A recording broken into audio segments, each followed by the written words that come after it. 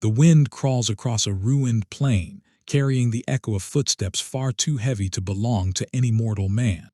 Stones tremble, old riverbeds crack, and in the fading light a silhouette rises, broad as a fortress wall, crowned with woven gold, eyes burning like coals buried beneath the earth. Was this the monarch the ancients feared?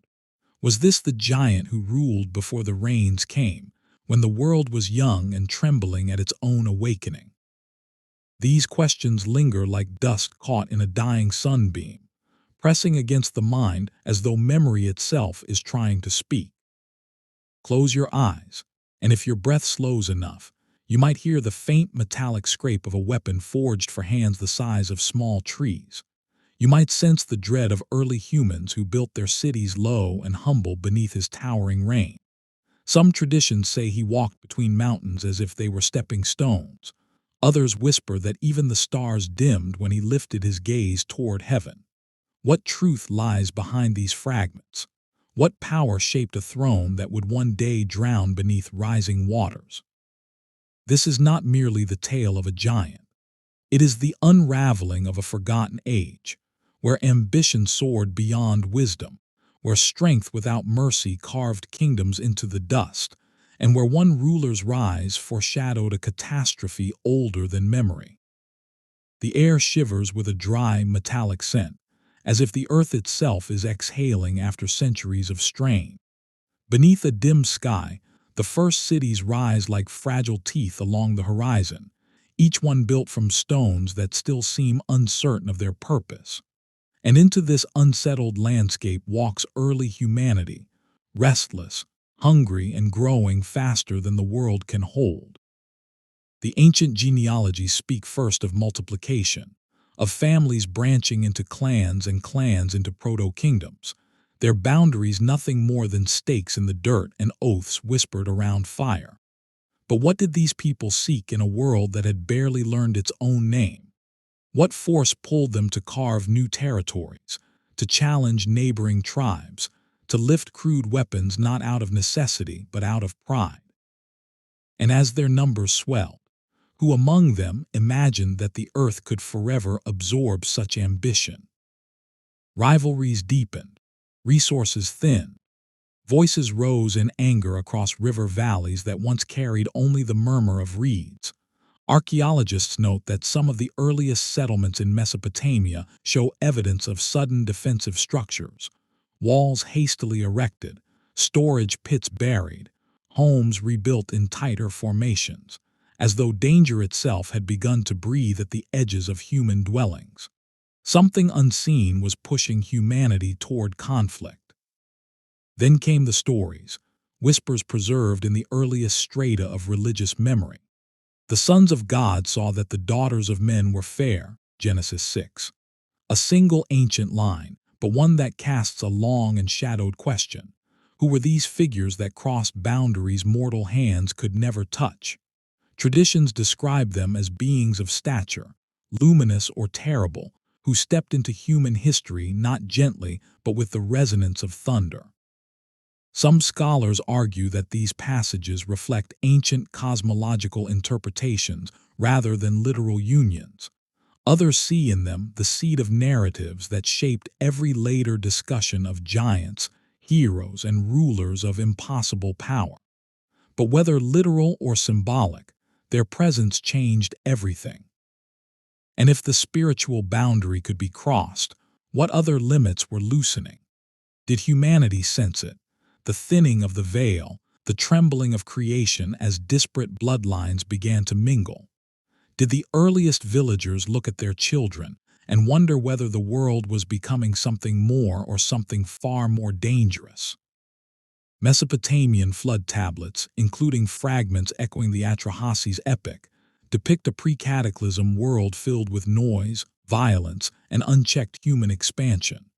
Though not all scholars link these directly to the biblical narrative, the thematic parallels are striking. A world rising too quickly, stretching beyond its moral and physical limits, as if creation itself were reaching a breaking point. Something was approaching, something larger than humanity could comprehend. It was in this fractured moment, between ambition and collapse, that legends say the first shape of the Nephilim Monarch stirred. Not yet a king, not yet a ruler, but the world had already softened its soil for him. Power was admired, strength was feared, and the people had begun to believe that the tallest figure in the valley might also be the rightful lord of it. The stage was set, the tension drawn like a bowstring, and humanity found itself standing at the threshold of a story too heavy for its own hands. A shadow lengthened across the plains, and no one knew its source. What stepped onto the earth before anyone dared turn to look? But everything changed when the world's growing restlessness hardened into conflict. The first battles were small, skirmishes over irrigation channels, grazing lands, and the right to claim riverbanks that supported early grain cultivation. Yet in those disputes lived something deeper, something volatile, the belief that human strength could bend the world to personal desire. And what happens when ambition meets no equal? What rises when humanity believes itself unstoppable? What force arrives to test such arrogance? The archaeological site at Tel Brak reveals early urban clustering, evidence of dense settlement and abrupt power consolidation. Scholars note that these formations often precede militarized control. The same pattern appears in Jericho's pre-pottery layers, tower, wall, fortification, each suggesting not stability, but fear. Fear always signals a greater presence approaching. As clans solidified, leaders emerged. Men who believed the world owed them submission, men who mistook physical strength for divine right. But then came rumors that not all men were equal. Some children grew faster, stood taller, moved with a certainty unsettling to their peers. Across early river cultures, oral traditions describe mighty ones, warriors whose mere appearance shifted the balance of power. Communities whispered explanations: divine favor, cursed lineage, supernatural heritage. Scholars today view these accounts through varied lenses: mythological symbolism, sociopolitical exaggeration, or ancient memory of unusually large individuals' hypothesis. Yet the stories persist, echoing through tablets, chants, and genealogy lists. Close your eyes for a breath. Imagine a world where one towering figure stepping across a field could end a conflict before it began. How would ordinary people respond? Would they bow in reverence or tremble in silent rebellion? Would they welcome such strength or fear what it might demand? Into this volatile era, spiritual boundaries blurred. Genesis describes sons of God entering the human story, a phrase debated for centuries yet always associated with transgression, crossing lines that were never meant to be crossed. And if those lines fell once, what prevented greater breaches? What prevented beings of immense power from entering a world unprepared to withstand them? Something new was growing inside humanity's story. Traditions outside the biblical canon, particularly strands of the Enoch literature, speak of watchers descending, imparting fragments of knowledge, warcraft, metallurgy, sorcery, adornment, that expanded human capability while accelerating human corruption. Scholars caution against reading these as literal events, though they reveal how ancient communities explain the sudden swell of power and violence. And amid this swirling transformation, humanity's heart hardened. People lifted monuments not to honor the divine but to celebrate themselves. Rulers expanded territories. Warriors sharpened blades. Mothers whispered warnings to children who no longer understood why the earth felt heavier each year. Something was coming, something stronger than any clan chief or petty king. Humanity sensed it, even if it could not name it. Footsteps heavier than human echoed in the distance, whose arrival made the ground itself recoil. And now the world stood on the brink, caught between explosive human ambition and forces far older, far stronger, pressing toward the earthly realm. The tension built slowly, like a storm gathering under a sun that pretends nothing is wrong. But beneath that deceptive calm, the earth groaned. Crops failed unpredictably. Seasonal patterns blurred. Rival clans united in fragile alliances, sensing that the coming years would demand strength they did not possess. Here the stakes accelerate. What if humanity reached a point where power itself became a language, spoken only by the dominant? What if early societies, already bleeding from their own conflicts, encountered something that redefined the very measure of authority? What if the next ruler of the earth did not rise from human ambition at all? The world was preparing for a king it did not choose. Genesis 6 frames the crisis with stark simplicity. The earth was filled with violence. Scholars note that this phrase does not refer merely to war, but to systemic corruption, societal erosion so deep that creation itself seemed destabilized. And into this moral deterioration stepped stories of giants, beings of renown whose size and might made human power seem inconsequential. But who were they really? Titans of bone and muscle, symbols of oppressive rule, reflections of humanity's darkest fears. The evidence offers no single answer. Some archaeological sites show unusual skeletal proportions, though often debated. Mythic parallels appear in Sumerian king lists, which record reigns of extraordinary length as if signaling pre-flood figures of immense stature. It is here, scholars argue, that memory and myth intertwine, a tapestry where truth glimmers through layers of exaggeration. Yet one thread remains clear. The world was becoming a place where a being of overwhelming strength could rise uncontested. Human leaders fought for dominance, but their battles were trivial compared to what was coming. The atmosphere of fear, ambition, and spiritual boundary breaking formed the perfect environment for a ruler unlike any before or after. The earth was lowering its defenses. As traditions recount, one figure would soon rise above all others, a being whose height, authority, and presence would eclipse the frail kings of clay-built cities. He would not emerge slowly, nor would his rule blend quietly into human chronology. His arrival would feel inevitable, as though the world had been reshaping itself for his ascent long before humanity understood the cost. A giant was approaching, a monarch born from mingled worlds, destined to command the trembling earth before the flood consumed it. In the gathering stormlight, whose shadows stretch farther than the horizon, the earth hums with a low, ancient vibration, as though the soil itself remembers the footsteps of beings far heavier than men.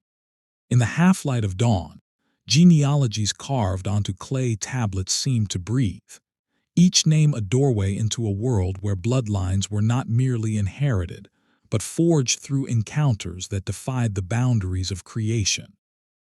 And at the center of these tangled histories emerges the monarch, born not in isolation, but as the inevitable result of an older, stranger heritage whispered through generations.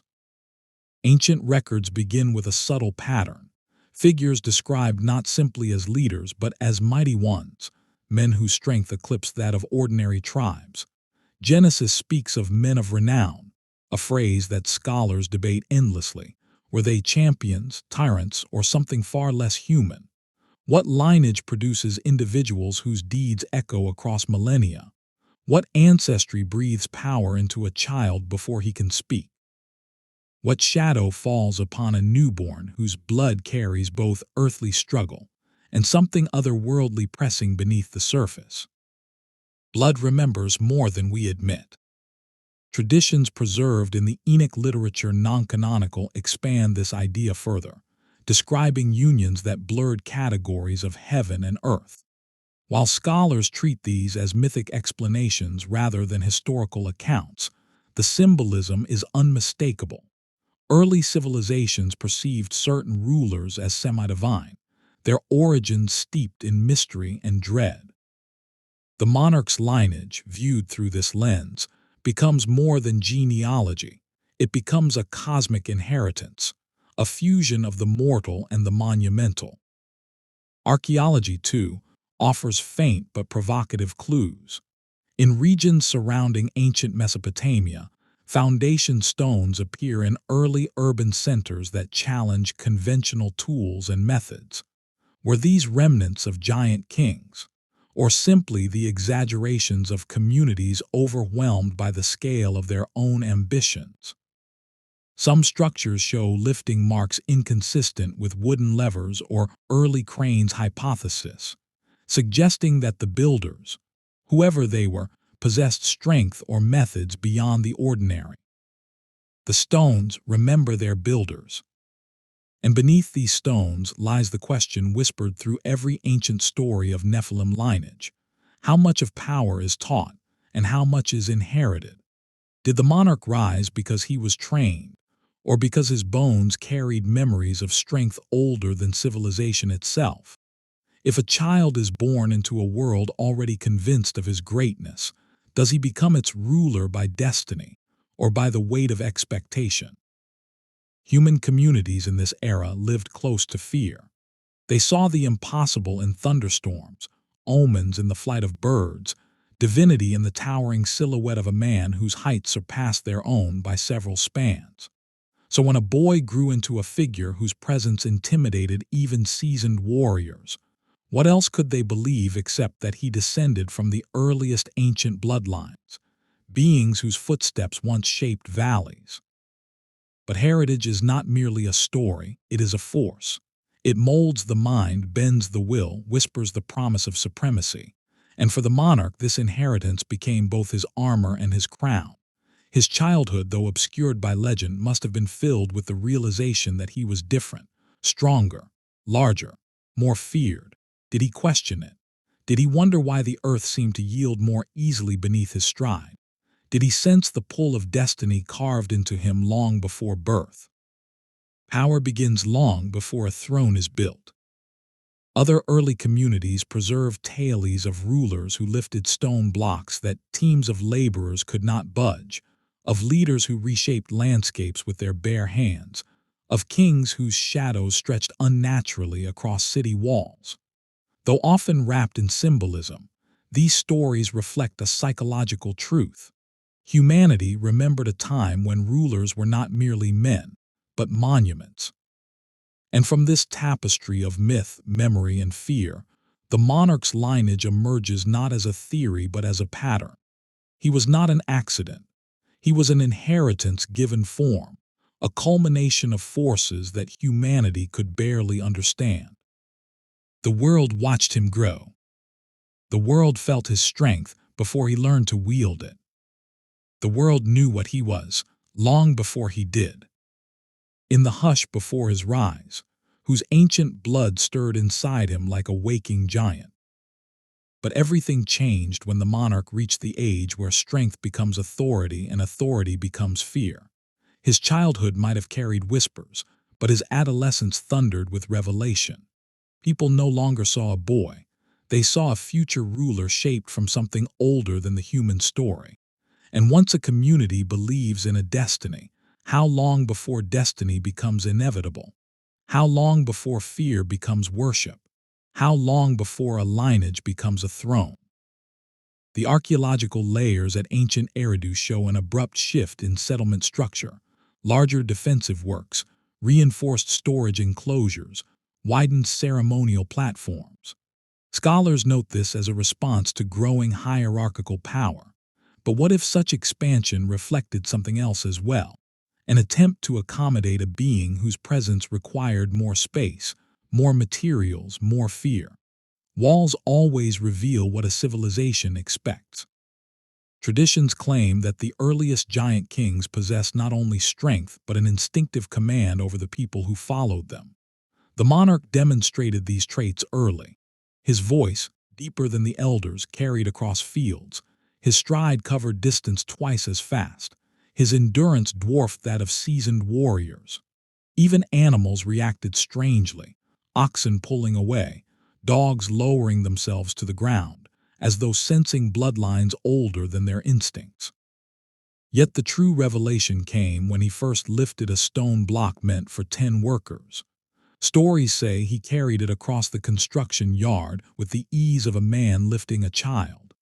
Did he pause to marvel at his own strength?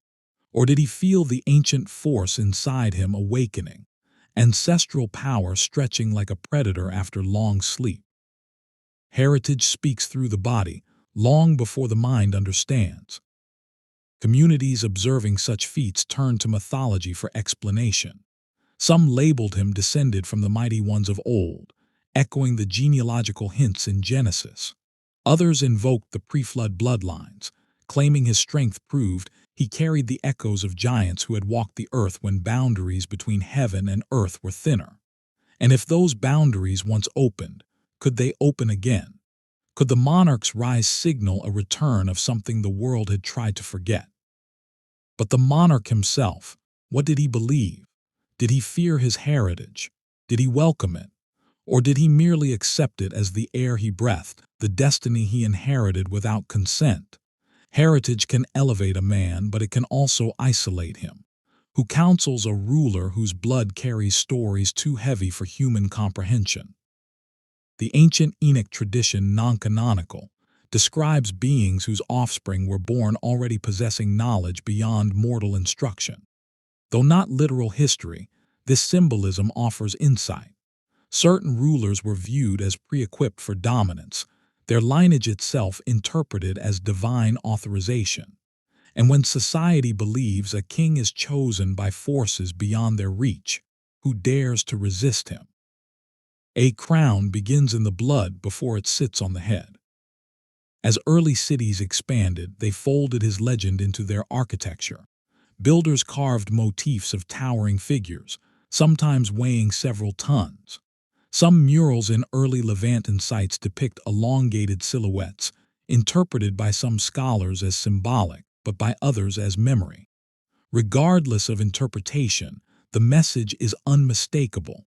This world was preparing for a ruler shaped not by politics, but by origin.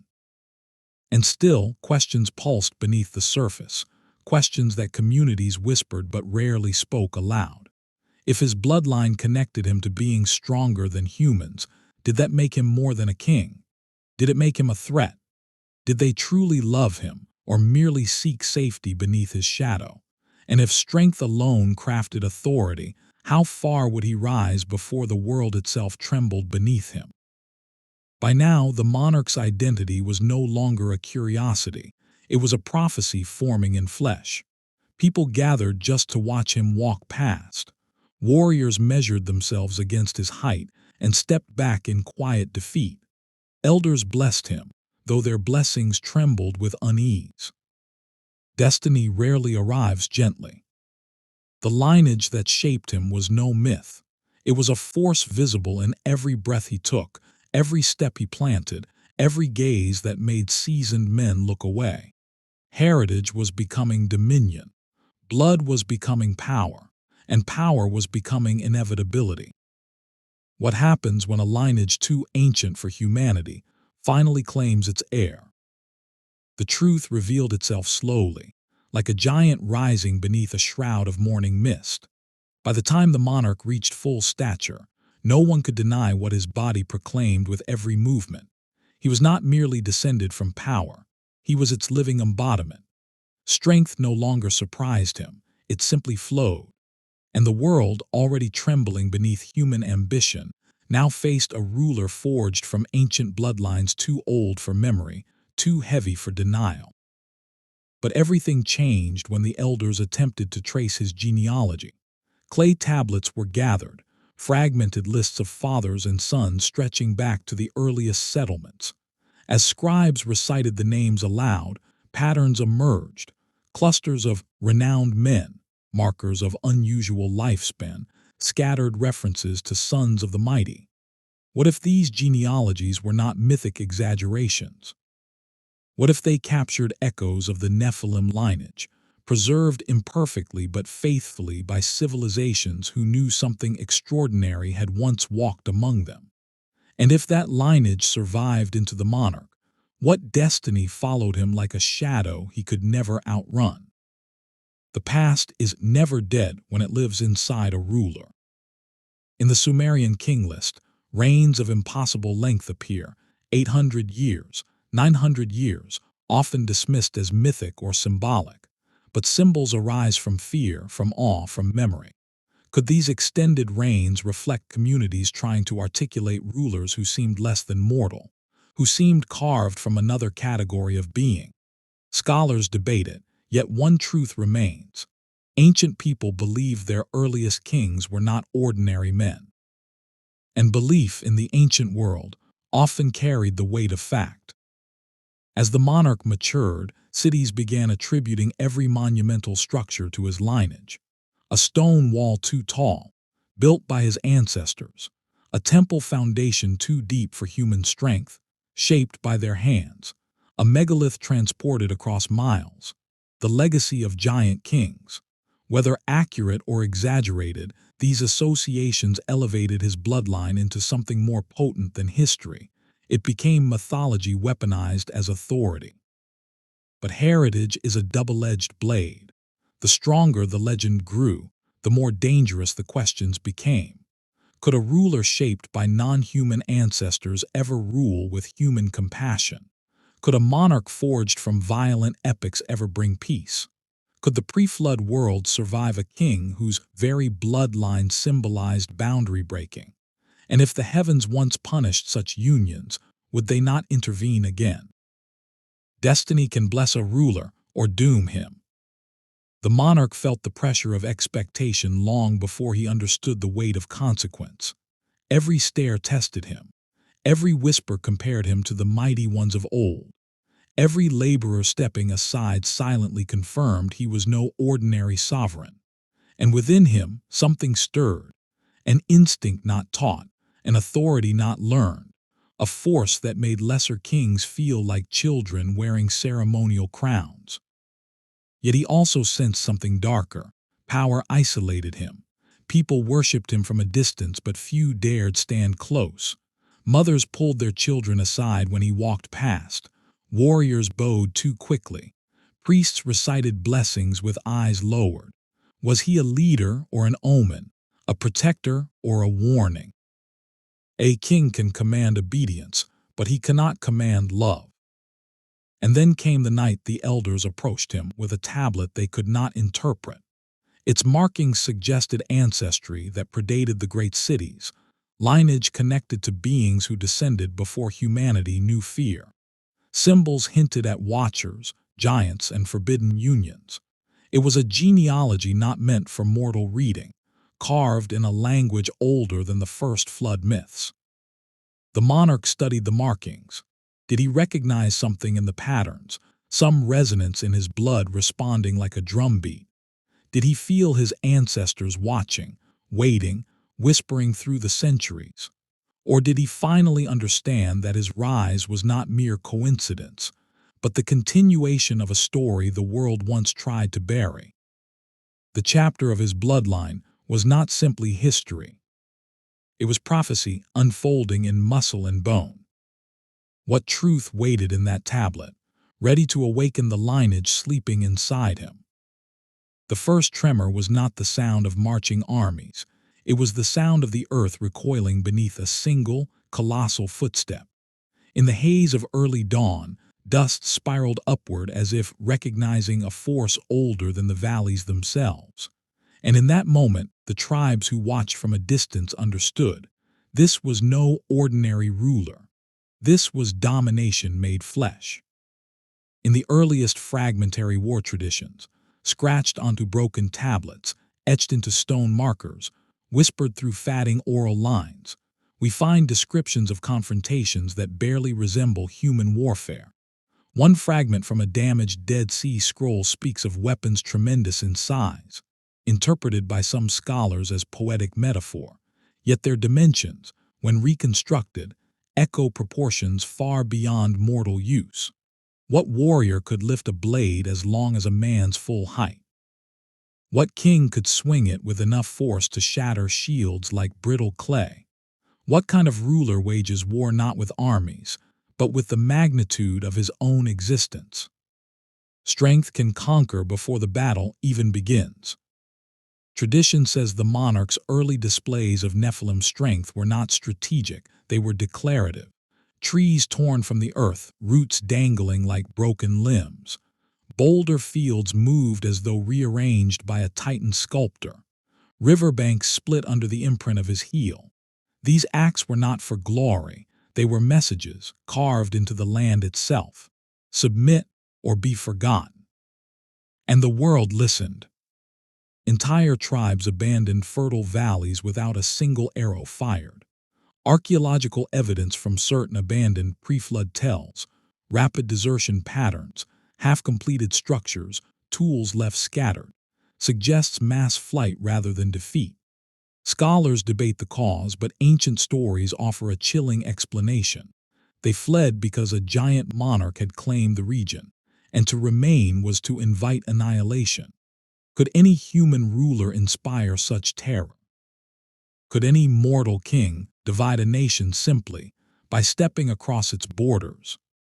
Sometimes the greatest weapon is presence.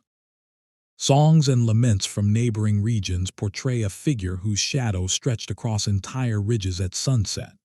His approach was described as a storm front walking on two legs, a phrase repeated across disparate tribes, too similar to ignore.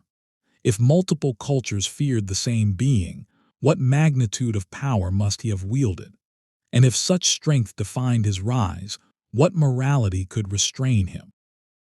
These early demonstrations were not battles, they were performances of inevitability.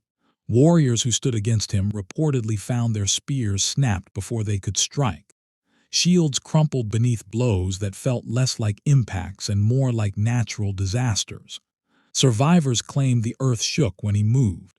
Hyperbole, perhaps, but even exaggeration requires a seed of truth. Legends grow from something real. One preserved tradition tells of a chieftain who challenged the monarch at the edge of a river plain. The monarch answered not with words but by uprooting a tree and driving it into the soil before the chieftain like a spear. The man fled. His entire clan followed by nightfall, and the valley became another silent territory, claimed by sheer intimidation. What could any human king offer against such force? Diplomacy meant nothing. Courage meant nothing. Only survival mattered. The monarch's dominion expanded not through negotiation, but through shockwaves of awe and terror that reshaped the political map more effectively than any army. Here, tyranny found its foundation. When strength becomes unquestioned, morality begins to erode. When a ruler can break the world with his hands, who dares speak of justice? And when the people kneel not out of loyalty but fear, what kind of kingdom is being born? One rooted in conquest or one rooted in catastrophe? A throne built on terror never rests quietly. By the time his early campaigns ended, if they can even be called campaigns, no one doubted the nature of his power. He was not merely a ruler, he was a force. His victories, carried on the wind as laments and warnings, changed the shape of the land and the destiny of those who lived upon it. And somewhere beyond the horizon, the next valley waited, listening for the tremor of footsteps that might soon decide its fate. What land would next feel the ground fracture beneath his impossible stride? But everything changed when fear turned into submission. The monarch no longer needed to cross borders to conquer them. His reputation arrived first, spreading faster than any messenger could run. Villages emptied at the rumor of his approach. Fires were extinguished. Fields were abandoned mid-harvest. And in the silence that followed, the land itself seemed to acknowledge a new master.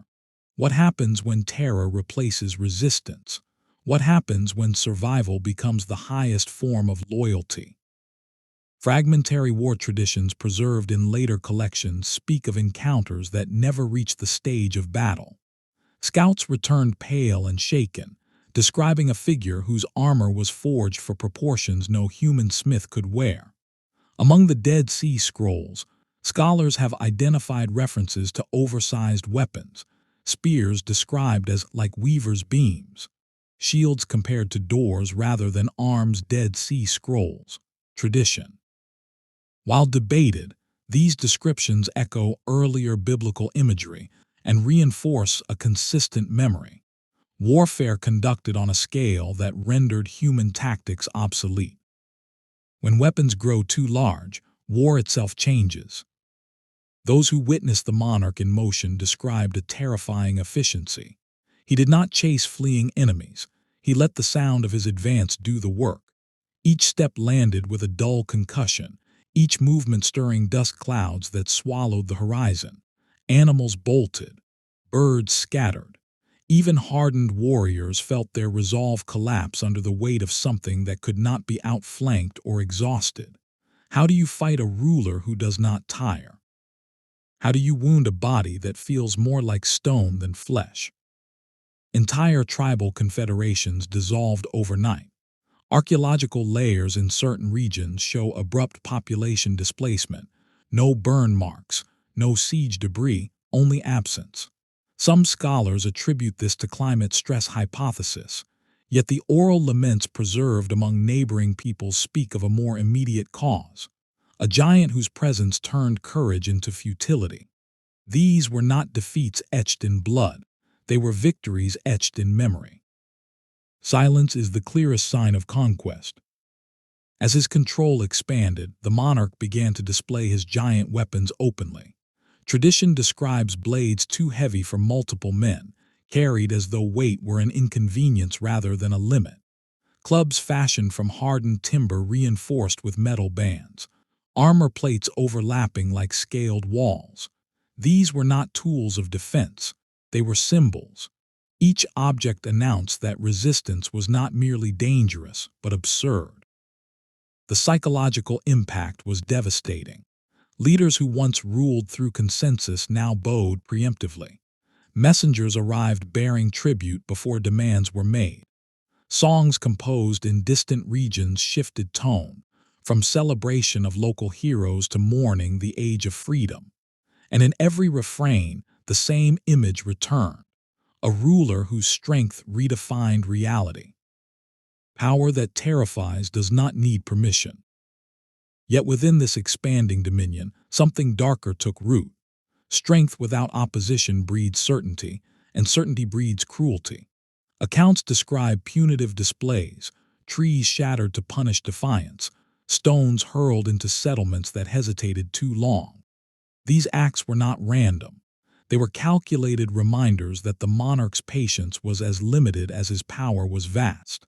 And what moral framework can restrain a king who believes himself untouchable? The foundations of tyranny hardened here. Might was no longer a means, it was the law itself. Councils dissolved, customs faded. What remained was obedience enforced by the unspoken knowledge that resistance meant extinction. And the people, trapped between terror and survival, adapted. They learned when to look down, when to remain silent, when to accept that the world had entered an age ruled by Nephilim warfare, not human reason. But even as his dominance seemed absolute, subtle cracks began to form. The land groaned under constant strain. Laborers collapsed under demands to build monuments worthy of his scale. Whispers circulated, quiet, dangerous questions about how long such rule could last. If the monarch conquered through fear alone, what would happen when fear met desperation? Even giants cast unstable shadows. His reign through physical dominance reached its peak not in a single conquest, but in the collective surrender of entire regions. The map was redrawn without ink or treaty, only absence and silence marking where human rule once stood. And as the monarch surveyed the territories now bending beneath him, he believed his power unquestionable. He did not yet see what fear was quietly creating beneath the surface. What breaks first, the land beneath a giant king or the people crushed beneath his rule? The land no longer resisted him. It endured him. Valleys once alive with movement fell silent as if holding their breath, waiting for the next tremor. The monarch stood at the height of his power, his dominion carved not by law or covenant, but by Nephilim dominance so absolute that even memory began to bend around it. And yet, beneath that stillness, Something fragile and dangerous was forming. But everything changed when domination turned inward. With no rival left to test him, the monarch's strength sought new outlets. Monuments grew larger, demands harsher, punishments public. Entire populations were compelled to labor on structures scaled to his body, not theirs. Walls too high, stones too heavy, timelines too brutal. What does absolute power do when it no longer needs to prove itself? What happens when strength becomes bored with conquest and turns toward excess? And who survives when a ruler's will becomes the only law? Power without restraint always devours something. Ancient traditions describe these later years as an age of grinding oppression. Songs once sung as warnings transformed into laments. The figure once feared from afar was now dreaded up close. The same hands that tore trees from the earth now crushed dissent without hesitation. The giant tyranny that defined his rule hardened into a system, one where mercy was weakness, hesitation was rebellion, and silence was survival. Some fragmentary texts suggest that even the natural world began to respond. Soil eroded where monuments rose. Rivers shifted course under forced construction. Wildlife vanished from regions pressed too hard by labor and noise. Scholars debate whether these accounts reflect environmental strain or symbolic storytelling hypothesis. But the imagery is consistent. The land itself was breaking under the weight of his reign. Creation remembers injustice. Fear kept the people obedient, but fear also hollowed them. Elders stopped teaching old laws. Councils no longer met. Families whispered only at night. Children grew up believing that strength alone defined worth. And in such a world, morality did not merely fade. It was crushed beneath the same force that crushed resistance. Yet tyranny always produces something unexpected: resolve. Not organized rebellion, nothing so visible, but an inward reckoning. People began to ask questions they dared not voice. How long could this last? What force could ever challenge a ruler whose body itself was a weapon? And if such power came from ancient bloodlines, could it be undone by forces even older? Silence is not acceptance, it is waiting. Here the biblical record offers a chilling parallel. Genesis does not dwell on individual tyrants, but it describes a world filled with violence, a phrase scholars understand as systemic corruption rather than isolated brutality. The monarch was not an anomaly. He was the pinnacle of a global condition. His rule was not the disease. It was the symptom made visible, towering above the rest.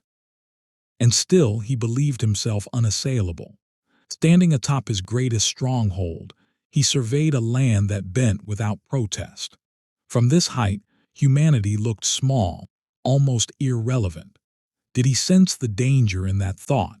Did he recognize that history rarely tolerates rulers who mistake dominance for permanence? No reign built on fear lasts forever. The final demonstrations of his physical supremacy came not against enemies, but against the earth itself. Accounts speak of colossal stones hurled into valleys to mark borders, of cliffs shattered to carve roads wide enough for his stride, of territories reshaped not for survival but for display. These were not acts of governance, they were declarations of invincibility. And yet with every act of excess, the balance tilted further. The land groaned louder, the people endured longer, and somewhere beyond the visible world, forces began to stir, forces unmoved by muscle or monument. The monarch had mastered the physical realm, but he had not mastered consequence. As night fell over his empire, torches flickered across cities that no longer sang. The giant king stood alone above them, ruler of a world subdued by terror, convinced his power was final. He did not hear what was awakening beyond the horizon. When strength rules everything, what power remains to bring it to an end? The sound that marked the birth of the kingdom was not a trumpet or a proclamation. It was the grinding of stone against stone, dragged across the earth by trembling hands under a sky that felt too low. Villages that once lived apart, separated by rivers, hills, and old rivalries, were pulled inward, bound together by a will stronger than custom, stronger than choice. And at the center of this convergence stood the monarch, shaping a pre-flood kingdom not with parchment or law, but with command enforced by size and certainty. The first step was consolidation. Smaller tribes were summoned, sometimes invited, often compelled. Elders arrived carrying gifts not out of loyalty, but calculation. What could they offer a giant ruler whose strength had already erased resistance elsewhere? What bargain could matter when refusal meant disappearance? And so, one by one, settlements surrendered their independence, trading fragile autonomy for the illusion of protection beneath a towering throne. Unity forged by fear still binds tightly. Archaeological layers from ancient floodplain regions show a sudden shift. Scattered dwellings replaced by dense clusters, storage systems expanded, labor coordinated at a scale unseen before. Scholars describe these changes as the earliest signs of centralized authority. But authority under whom? The stones themselves offer clues.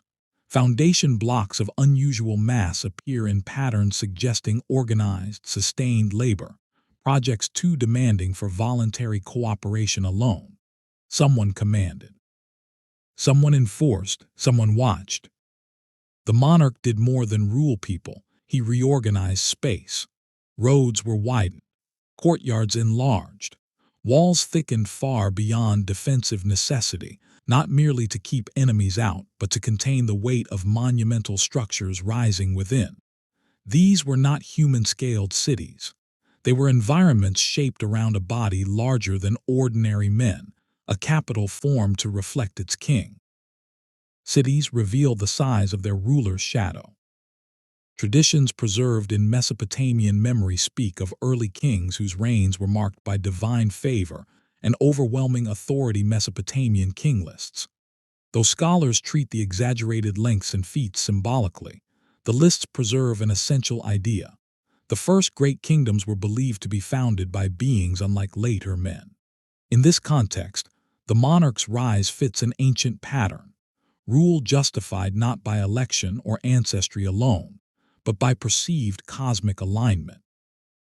Ritual centers emerged alongside administrative structures. These spaces blurred governance and worship, elevating the monarch beyond political leadership into something closer to myth. Offerings were made in his name. Ceremonies aligned with his presence. Was this devotion sincere, or merely another survival strategy? When power feels supernatural, where does reverence end and fear begin? Worship grows quickly, where resistance is impossible. As tribes merged into a single system, identity shifted. People no longer named themselves solely by family or land, but by proximity to the monarch's domain. To belong was to submit. To submit was to live. Councils remained, but their authority thinned. Decisions flowed downward from the throne, carried by messengers who spoke softly but carried consequences heavier than words. Yet even within this enforced unity, cracks formed. Communal labor exhausted bodies. Monumental projects consumed resources. Fields went untended while stones were raised. The kingdom grew impressive in form but fragile in spirit. And beneath the surface, a question pulsed, unspoken but shared. Was this order or occupation? The monarch believed he had achieved permanence, a kingdom centralized, immovable, terrifying in its cohesion. From his seat of power, he could see the transformation he had wrought, a world reorganized around his will. But centralization has a cost. When everything depends on one figure, what happens when that figure falters? When fear holds a system together, what happens when fear shifts? The kingdom stood unified at last. But unity built on force carries a hidden weight. But everything changed when the kingdom stopped expanding outward and began tightening inward. What had started as forced unity hardened into system. Messengers moved along newly carved roads with unquestioned authority. Labor quotas replaced seasonal rhythms. Storehouses filled, not for famine relief, but to sustain projects whose scale dwarfed human need. The centralized pre-flood kingdom was no longer an experiment. It was a machine, and every life within it became a component. Monumental architecture rose as proof of control. Archaeological strata from ancient floodplains reveal layered stone foundations pressed deep into water-softened soil, requiring coordination far beyond tribal cooperation. These were not defensive walls alone. They were platforms, terraces, and stepped constructions suggesting ceremonial and administrative use. Scholars note that such projects demand rigid hierarchy. Someone planned, someone enforced, and above all, someone claimed unquestioned right to command. Monuments are power made visible. The monarch understood this instinctively. He transformed labor into ritual. Work crews were organized not only by function but by symbolic role: stone carriers, lifters, cutters, each assigned to visible segments of the build so progress could be witnessed daily. Exhaustion became devotion. Pain became loyalty. And when bodies failed, replacements were drawn without pause. What ruler needs persuasion when fear already governs obedience? Alongside construction, ritual centers emerged, spaces where governance merged with reverence. Offerings were placed before carved reliefs depicting towering figures, sometimes larger than surrounding humans by deliberate scale. While scholars debate whether these images represented literal giants or symbolic authority, the intention is clear. The giant kingship was meant to feel inevitable, sanctioned by something older than human law. When power is ritualized, resistance feels sacrilegious. Sacred authority silences doubt faster than force. The Mesopotamian king lists record early rulers whose reigns were framed as divinely ordered, their authority descending from the heavens. Mesopotamian king lists. Though modern scholarship treats these lists cautiously, they reflect how ancient societies legitimized absolute control. The monarch's kingdom mirrored this pattern. He was no longer merely ruler of land. He was portrayed as axis, the point around which order itself revolved. Yet centralization came with distortion. As authority condensed, local knowledge vanished. Regional customs were overridden by uniform command. Decisions made at the center rippled outward with unintended consequences: fields overworked, waterways mismanaged, seasonal cycles ignored. The kingdom looked strong, but beneath the stone and ceremony, imbalance grew. Could a system built entirely around one will adapt when that will miscalculates? Control expands faster than wisdom. Fear maintained order, but fear also consumed trust. Officials obeyed without question, not because they agreed, but because disobedience carried visible cost. Public punishments reinforced compliance. Stones were broken in plazas. Structures collapsed intentionally as warnings. The monarch did not hide these acts, he displayed them. Power thrives when it is seen. And yet something subtle shifted. The people began to distinguish between survival and loyalty. They followed commands, but their hearts withdrew. Rituals continued, but belief thinned. The kingdom functioned, but it no longer breathed. What happens when a state survives without faith in its ruler? What happens when obedience becomes mechanical rather than devoted? The monarch stood at the center of an empire unified by fear, sustained by architecture, and sanctified by ritual. From a distance, it appeared unbreakable. But systems held together by terror carry a flaw no monument can hide. They require constant pressure. The moment that pressure eases, everything strains toward collapse. As night settled over the capital, torchlight flickered against stone walls built to last forever. The kingdom slept, but uneasily, and somewhere within its foundations, stress lines began to form, invisible yet inevitable. How long can a kingdom endure when its unity depends entirely on fear? The kingdom reached its peak not with celebration but with silence. From the highest terraces, the monarch looked out over a landscape reshaped in his image, roads straightened by force, cities pressed close together like captives, monuments standing where forests once breathed.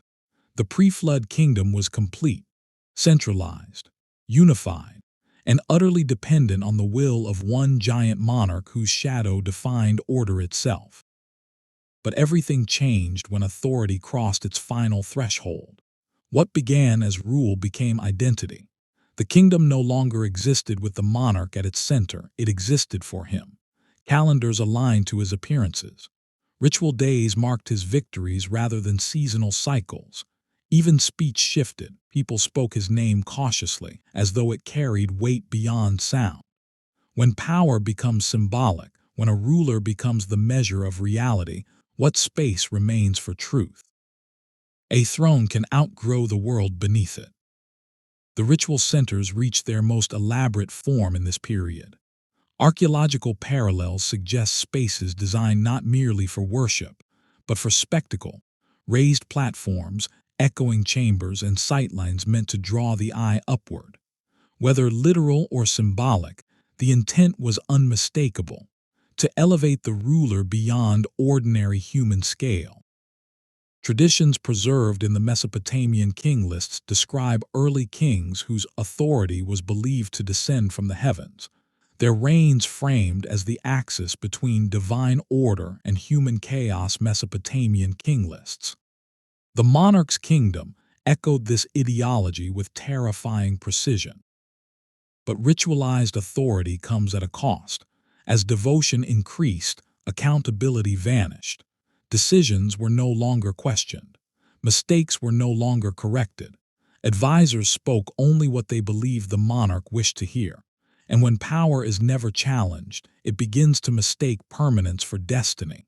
Did the monarch recognize this transformation? Or did he believe the kingdom's immensity proved his invincibility? Absolute power rarely knows it has gone too far. The strain on the people deepened. Monumental labor drained entire regions. Fields lay fallow while stones were stacked skyward.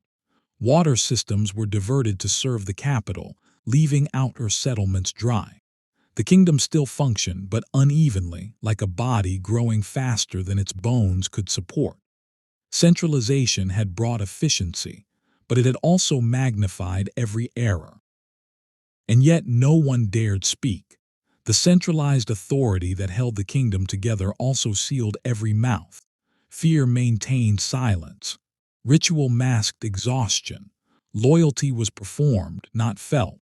The monarch mistook this stillness for harmony, unaware that pressure was building beneath the surface of his empire.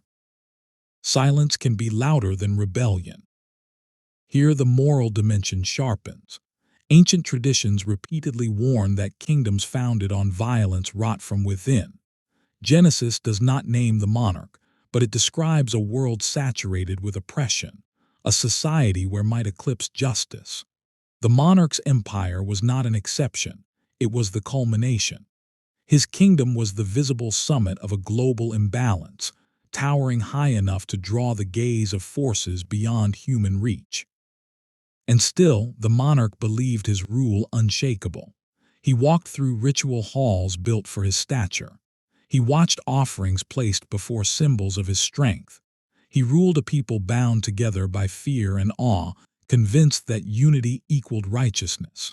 But unity without justice is fragile. Order without restraint is temporary. As the kingdom's systems tightened further, adaptability vanished. When unexpected strains emerged, failed harvests, structural stress, unrest at the margins, the centralized structure could not bend. Everything depended on one decision-maker, one will, one body, and if that body faltered, what then? Systems built on one pillar collapse all at once.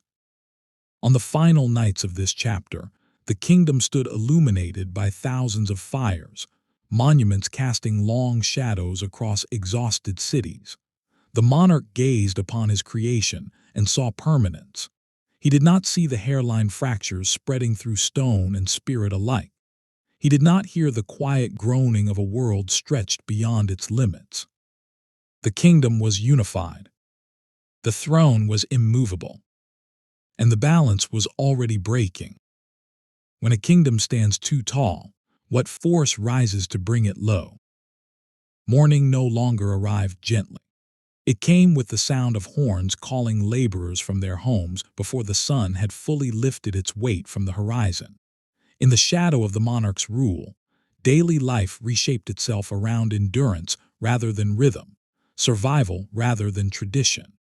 The pre-flood culture that once moved with seasons and stories now bent beneath the constant presence of a giant ruler whose needs redefined time itself. Families rose earlier and returned later. Fields were worked not until they were ready, but until overseers signaled enough had been taken. Labor systems expanded beyond anything earlier societies had known, coordinated with precision and enforced by fear. Archaeological parallels suggest organized work rotations and centralized storage emerging in this period, systems efficient, yet merciless. How does a household survive when rest becomes disobedience? How does a people remember joy when exhaustion defines every day? And how long can a society endure when labor serves monument more than life? Culture changes first in silence. Children learned new lessons. Stories once told at night of clever ancestors, wandering heroes, or benevolent spirits were replaced by cautionary tales. Do not draw attention. Do not linger. Do not challenge. The monarch entered folklore not as a villain to be defeated, but as a force to be navigated. Survival became the central virtue. Courage was redefined as obedience. Even imagination learned its limits. Art followed the same path. In fragments attributed to early Akkadian tradition, colossal figures dominate scenes, dwarfing surrounding humans' Akkadian fragments. Scholars debate whether these proportions are symbolic or reflective of cultural memory, but their function is clear. Scale communicates power. The ruler is made vast, the people are rendered small. Walls, seals, and reliefs no longer celebrated community or harvest. They glorified dominance. When art reshapes perspective, how does a society continue to see itself as anything but lesser? What we carve into stone shapes what we believe. Religious life adjusted as well. Priests faced a crisis no liturgy had prepared them for. How do rituals honor the divine when a living ruler appears godlike in strength and stature? Some ceremonies were altered to include blessings for the monarch's reign. Others subtly shifted language, emphasizing order and submission over balance and mercy. This was not necessarily worship of the monarch, but it was accommodation. And accommodation, repeated daily, becomes belief. The Nephilim society that formed around him reorganized itself instinctively. Social structures tightened. Elders lost influence to appointed overseers. Craft guilds were redirected toward state demands. Marriage arrangements shifted to ensure labor continuity. Even mourning rituals shortened. Grief interfered with productivity. What happens to humanity when efficiency replaces empathy? When culture exists primarily to sustain power? Survival can hollow out the soul. And yet people adapted. They always do. Songs changed tempo to match work rhythms. Humor became quieter, sharper, shared only in trusted circles. Faith withdrew inward. In private moments, families clung to fragments of older traditions, whispering them like forbidden prayers. Culture did not vanish, it compressed, folding itself into the narrow spaces left untouched by authority. The monarch likely saw only results: cities functioning, monuments rising, order maintained. From his vantage point, the kingdom thrived. But culture is not measured in stone or silence. It lives in stories, rest, memory, and hope, and all of these were thinning. By the end of this phase, the people no longer asked whether the monarch was miracle or menace. They accepted that he was both. His presence defined reality so completely that imagining life beyond him felt impossible. And that acceptance, quiet, exhausted, absolute, marked the deepest transformation of all. The culture endured, but it no longer belonged to itself. What remains of a people when their culture exists only to serve power? But everything changed when adaptation became expectation. What had once been emergency adjustment hardened into routine, and routine into identity. The people no longer remembered a world before the monarch's shadow. They organized their lives as though his presence were a natural law, like gravity or drought. The Nephilim society that emerged did not merely obey power, it internalized it. And when power lives inside a culture, who can tell where coercion ends and consent begins? Priests were among the first to feel the shift. Ritual calendars were rewritten, not by decree but by necessity. Festivals once tied to harvest cycles were shortened or postponed to meet labor demands. Prayers emphasized stability, endurance, and favor for the ruler's reign. In some ritual spaces, symbolic imagery subtly changed, figures enlarged, proportions altered, gestures of submission emphasized. Scholars examining early Mesopotamian religious art note this gradual elevation of kingship into near-sacral status hypothesis. When leadership becomes sacred by repetition, how does faith remain distinct from fear? Belief bends before it breaks. Language itself began to change. Words associated with rest, wandering, or freedom fell out of common use. New phrases emerged, terms for quotas, rotations, and service obligations. Even greetings shifted, reflecting caution rather than warmth. Linguists studying later ancient cultures note how vocabulary often mirrors power structures. Here, speech narrowed as life narrowed. When a people lose the words for freedom, can they still imagine it? Art followed this narrowing path. Reliefs and seals increasingly depicted the monarch as central and immovable, surrounded by smaller figures in repetitive poses. Akkadian-style fragments show exaggerated verticality, tall rulers, compressed crowds, communicating hierarchy through composition. Akkadian fragments. These were not portraits, they were instructions. They taught viewers how to see the world and their place within it. Art educates the eye long before the mind. Family life reorganized under the same pressure. Households scheduled meals around work signals. Children were assigned tasks earlier, trained for endurance rather than curiosity. Marriage became logistical, pairings arranged to maintain labor continuity and compliance. Elders, once carriers of memory, lost authority to younger overseers chosen for efficiency. Tradition survived, but only where it did not interfere. And what kind of future grows when memory is treated as a liability? Yet culture did not disappear. It adapted in subtle, resistant ways. Songs developed double meanings. Simple rhythms carried hidden laments beneath work chants.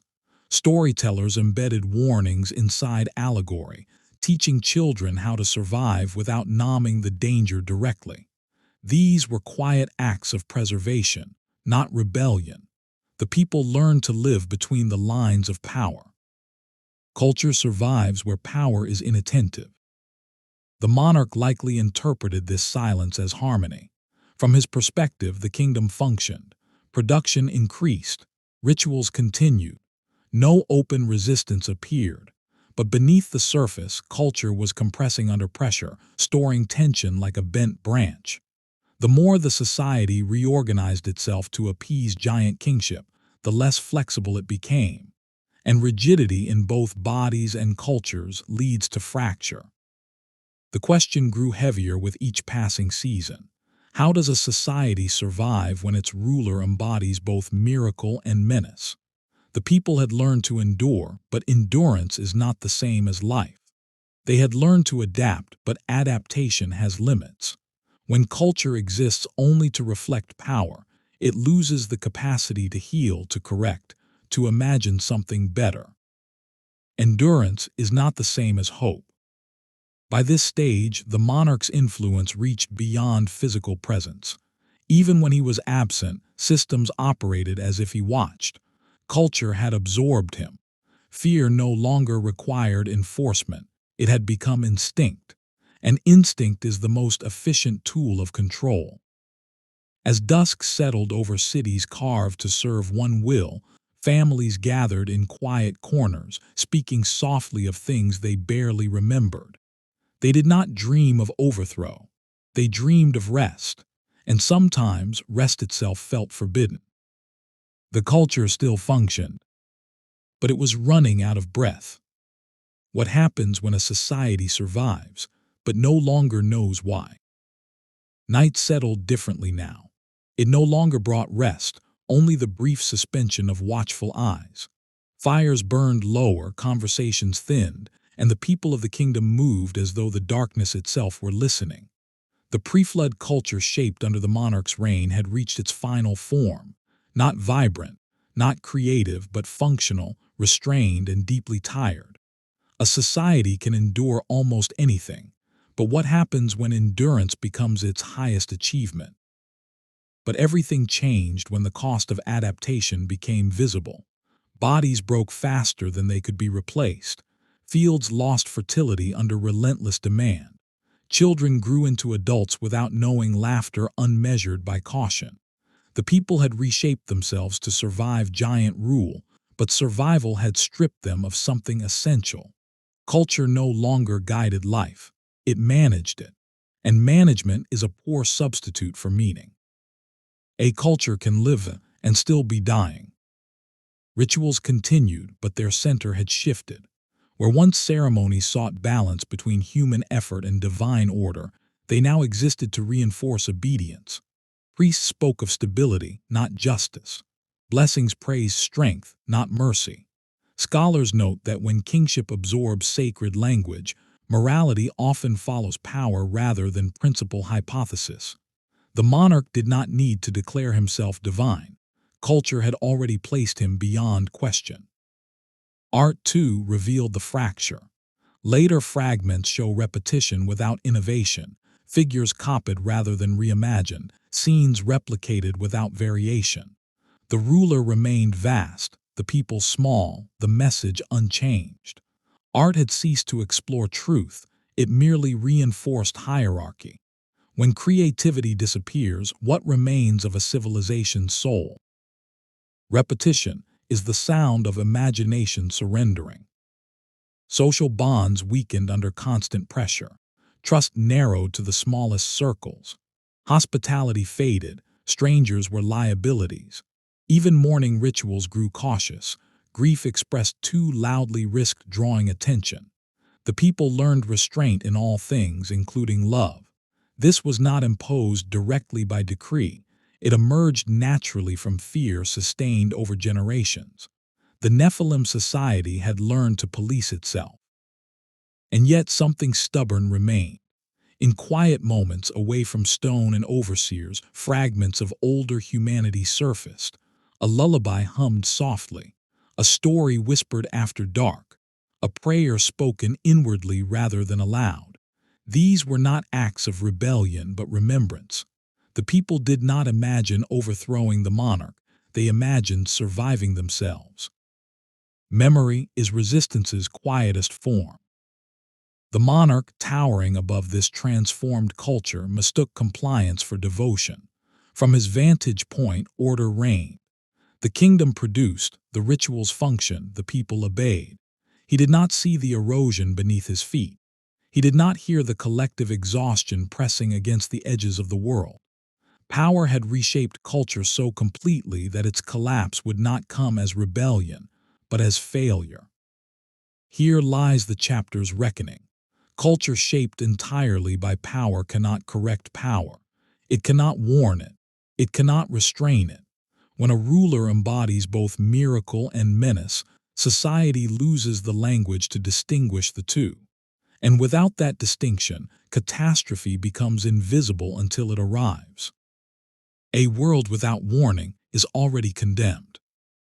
The biblical tradition describes a time when violence and corruption filled the earth, not only in action but in structure. The monarch's reign did not merely influence culture, it completed a transformation already underway. He did not invent the imbalance, he perfected it. And by doing so, He helped shape a world incapable of saving itself. As the chapter closes, the people of the kingdom moved through routines learned too well. Labor continued, rituals repeated, art copied itself. The culture survived, but only as an echo of what it once was. Above them, monuments stood firm, built to last forever. They did not know how close forever was to ending. When culture can no longer restrain power, what force remains to judge it? The night felt heavier than before, as if the air itself resisted being breathed. Fires burned with an unfamiliar hue, and the ground beneath the Capitol seemed restless, never fully still. This was the season when whispers replaced songs, when curiosity turned dangerous, and when the monarch's ambition crossed a threshold no throne had ever safely crossed. Power over people was no longer enough. He wanted power over creation itself. But everything changed when knowledge became the new frontier. Ancient commentaries preserve murmurs of teachings not meant for human hands, skills and insights that promised mastery rather than stewardship. The forbidden knowledge spoken of in later traditions is not catalogued like law or craft. It is hinted at through warnings. Knowledge that accelerates strength. Knowledge that reshapes bodies. Knowledge that bends life toward function rather than purpose. What kind of ruler seeks wisdom the heavens themselves caution against? And what does it cost to reach beyond the limits set for flesh? Not all knowledge enlightens, some corrodes. Genesis 6 offers a stark moral summary. The earth had become corrupt. Scholars note that this corruption is described not only as violence, but as distortion, systems, relationships, and intentions warped beyond repair. In this context, the monarch's new pursuits appear not as isolated madness, but as the climax of a broader decay. If strength had already replaced morality, was it inevitable that experimentation would replace reverence? Traditions outside the canonical texts speak more openly, though cautiously, of unnatural unions and altered beings non-canonical, debated. These accounts do not read like straightforward history. They read like alarm bells. They describe attempts to amplify strength, extend dominance, and produce loyalty through manipulation rather than trust. While scholars debate their literal meaning, the symbolism is clear. The monarch's appetite for control extended beyond society and into the fabric of life itself. Control always asks for more. Stories circulated of creatures that did not behave as nature intended, animals stronger yet unstable, forms altered for labor or intimidation. Such accounts are treated carefully by historians, often interpreted as mythic representations of exploitation or forced breeding practices hypothesis. But even as metaphor, they reveal how ancient communities understood the moment. Something sacred had been violated. The boundary between what could be done and what should be done had collapsed. The monarch justified these pursuits as progress. What ruler does not? He sought resilience against famine, dominance against rebellion, permanence against decay. If life could be reshaped to serve the kingdom, why not attempt it? If nature could be disciplined as people had been, why hesitate? Yet beneath this logic lay a deeper question. Who decides the limits of power when power itself defines truth? Progress without restraint becomes predation. The earth, traditions say, responded. Crops failed unpredictably. Animals behaved erratically. The ground yielded unevenly beneath structures once stable. Ancient voices interpreted these disruptions as signs of resistance, creation pushing back against misuse. Modern scholars might frame them as ecological strain hypothesis, but the ancient conclusion was unmistakable. The world was protesting. Priests grew uneasy. Some withdrew from these projects entirely. Others rationalized participation, convinced that obedience outweighed doubt. The religious language of balance and harmony thinned, replaced by rhetoric of necessity and destiny. When morality bends to serve ambition, does it remain morality at all? Silence is how corruption spreads. This chapter marks the turning point. The monarch was no longer merely a tyrant, he had become a transgressor. His reign crossed from domination into desecration. The experiments, whether literal or symbolic, signaled a belief that no boundary applied to him, not human, not natural, not divine. And somewhere beneath the weight of these actions, something ancient stirred. Not rebellion, not resistance. Judgment does not announce itself so loudly. The world felt it first. A tension, tightening like a breath held too long. When power defies the limits of creation, what answer does creation prepare? But everything changed when secrecy replaced ceremony. What had once been hinted at through whispers and half-lit rituals moved into guarded chambers and restricted grounds. Access narrowed, language hardened. The monarch's projects were no longer spoken of openly, not because they had ended, but because they had gone too far. When power retreats from the light, what does it fear losing? Control, legitimacy, or its own reflection? Ancient traditions describe this phase as one of distortion rather than innovation.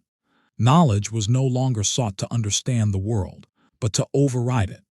The forbidden knowledge attributed to this period is consistently framed as excessive.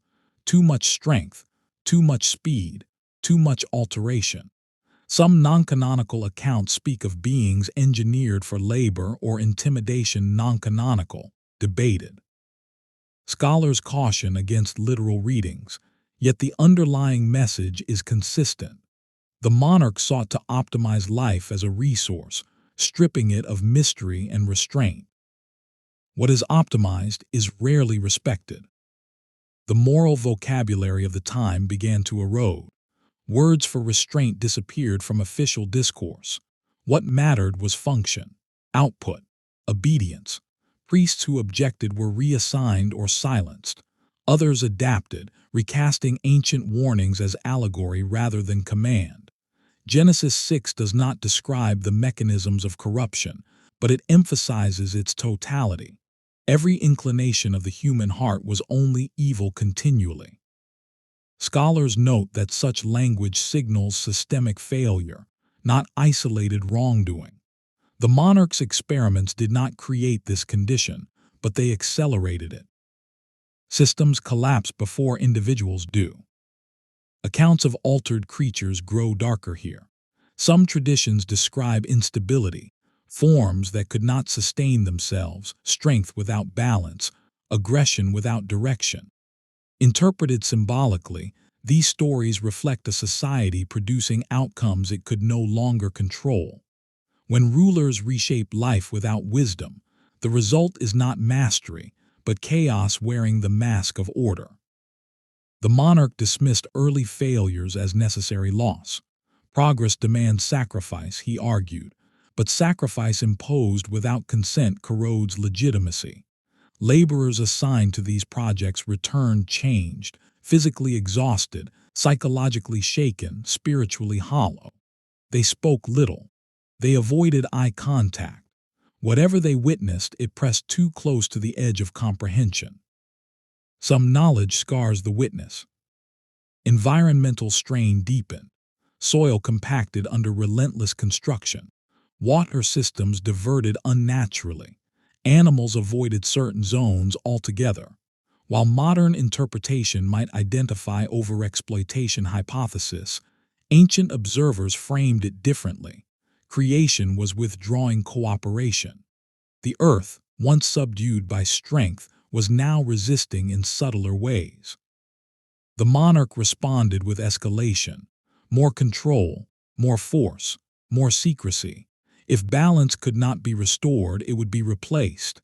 This is the logic of corruption. When limits appear, power interprets them as challenges, and challenges invite domination. Power does not retreat, it doubles down. Here the narrative tightens. The monarch's reign crossed a line invisible to him but unmistakable to tradition. Ancient commentaries describe this moment as the point where mercy departed, not because judgment arrived immediately, but because correction was no longer possible. When a ruler cannot hear warning, warning ceases to speak. The people sensed it. Dreams grew heavier. Omens multiplied. Stories circulated of voices heard at night, of animals fleeing en masse, of the sky behaving strangely. Whether literal or symbolic, these accounts reveal collective anxiety reaching a breaking point. The world felt unstable, as if held together by a tension that could snap without notice.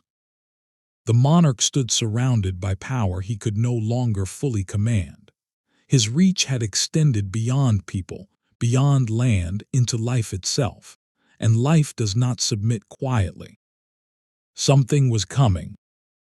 Not rebellion, not negotiation. When corruption infects creation itself, what force remains to answer it? The change did not arrive with thunder. It came as a pressure, slow, invisible, inescapable, settling over the land like a held breath. The monarch still ruled. The monuments still stood. The system still functioned. But something essential had withdrawn. The world no longer responded as it once had, and beneath the surface of the pre-flood corruption, an irreversible line had been crossed. But everything changed when ambition lost its language of justification. The monarch no longer spoke of progress or protection. His projects continued because they had begun, because stopping would mean admitting limits. The pursuit of forbidden knowledge had hollowed intention itself. What happens when power forgets why it seeks control? What remains when domination becomes habit rather than goal? And who can call a ruler back once he has stepped beyond every boundary he recognizes? Power without purpose accelerates collapse. Ancient traditions describe this stage with a sense of finality. The non-canonical accounts non-canonical, debated no longer emphasize innovation but consequence, instability spreading beyond the experiments themselves. Creatures fail. Systems break. Fear multiplies. Symbolically, the message is unmistakable. Transgression does not remain contained. What is altered without wisdom destabilizes everything it touches. Genesis 6 frames the moment with chilling brevity. Humanity's corruption is described as complete, not partial, not reversible. Scholars note that such language signals moral saturation, the point at which reform is no longer possible. The monarch's actions did not merely violate rules, they reshaped the moral environment itself. When corruption becomes structural, judgment is no longer reaction, it is resolution. Some thresholds cannot be uncrossed. The Earth's response intensified. Floodplains behaved erratically. Groundwater rose and fell unpredictably. Storm patterns shifted. Ancient observers interpreted these signs as the world itself rejecting what had been imposed upon it. Modern perspectives might cite ecological imbalance hypothesis, but ancient memory preserved the meaning. Creation was no longer aligned with its rulers. Priests abandoned ritual language altogether, retreating into silence or private lament. The religious framework that once mediated between power and restraint had collapsed. Without it, the monarch stood alone, surrounded by authority, yet isolated from correction. This is the final condition of tyranny, absolute command paired with absolute blindness. Isolation is power's final form. The people felt it most acutely. Work continued, but meaning vanished. Fear sharpened. Nights grew restless. Dreams filled with water, darkness, and falling structures. These dreams appear repeatedly in ancient commentary, not as prophecy, but as collective intuition. A civilization senses its end before it understands it. And still, the monarch pressed forward. He believed strength could overcome consequence. He believed innovation could outrun judgment. He believed dominion equaled immunity. These beliefs hardened into certainty, the last defense of a ruler who had exhausted every other justification. Here lies the chapter's final reckoning. The monarch's experiments did not fail because they lacked power. They failed because they lacked humility. Creation is not a mechanism to be mastered. It is a balance to be honored. And when that balance is shattered by Nephilim transgression, restoration no longer comes gently. Judgment does not argue, it arrives. As the chapter closes, the world stands on the edge of response. Not rebellion, not reform, something far greater and far less negotiable. The monarch gazes upon his works and sees control. The earth feels them and prepares release. The ground tightens. The skies grow heavy. The age holds its breath. When creation itself rises in protest, who can withstand the answer? The first acts of resistance did not announce themselves with banners or war cries. They appeared as absences, villages that no longer sent tribute, messengers who never returned, paths into the hills that grew quiet and then vanished entirely. In the shadow of absolute rule, resistance learned to survive by becoming invisible. The pre-flood resistance began not with strength, but with refusal. But everything changed when fear reached its limit. Human endurance, stretched thin across generations of oppression, began to fracture into resolve. Families slipped away under cover of night, carrying little more than tools and memory. Clans regrouped in places the monarch's reach had never fully claimed. Mountain ridges, broken highlands, narrow valleys where massive bodies could not move easily. How do fragile humans defy a ruler whose might exceeds comprehension? By choosing terrain over terror. By trading comfort for concealment. By surviving where power cannot easily follow. Resistance begins where control ends. These were not armies. They were coalitions of the desperate, elders, craftsmen, shepherds, former labor overseers who knew the kingdom's rhythms too well. They formed quiet alliances, bound not by ideology but necessity. Communication passed through symbols, altered songs, and shared roots rather than words. The goal was not victory. It was endurance. And endurance under tyranny becomes defiance. Among these groups, voices emerged, figures remembered not for strength but for speech. Early prophetic traditions, echoing themes preserved in Genesis, condemned violence as a violation of the created order. These voices did not name the monarch directly. They spoke of imbalance, of blood crying out from the ground, of power severed from justice. Scholars understand such prophetic language as moral critique rather than prediction. Yet in a world ruled by fear, even moral speech becomes revolutionary. Truth spoken quietly travels farthest. These prophets warned that the monarch's reign violated something deeper than human law. They spoke of limits placed on strength, of boundaries meant to protect life rather than dominate it. Their words spread through whisper networks, repeated at water sources, murmured during night watches, remembered long after the speaker had vanished. And with each repetition, the idea took root. The monarch's power was not inevitable. It was corruptible. It could be judged. The kingdom responded swiftly. Scouts were dispatched. Routes were blocked. Demonstrations of force intensified near suspected refuge zones. When resistance surfaced openly, it was crushed without ceremony. Small uprisings ended in minutes. Leaders disappeared. Entire encampments were erased to ensure the message spread faster than rebellion ever could. Strength answered dissent with overwhelming finality. Fear answers questions before they are asked.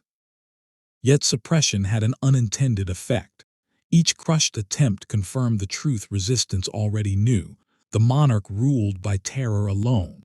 There was no covenant, no shared moral ground, no future offered beyond submission. And that realization hardened resolve. People who had fled no longer dreamed of returning. They began to imagine something else, not conquest but survival beyond his reach. Mountain communities adapted. They learned silence. They learned patience. They learned to watch the kingdom from afar, marking its excesses, counting its failures.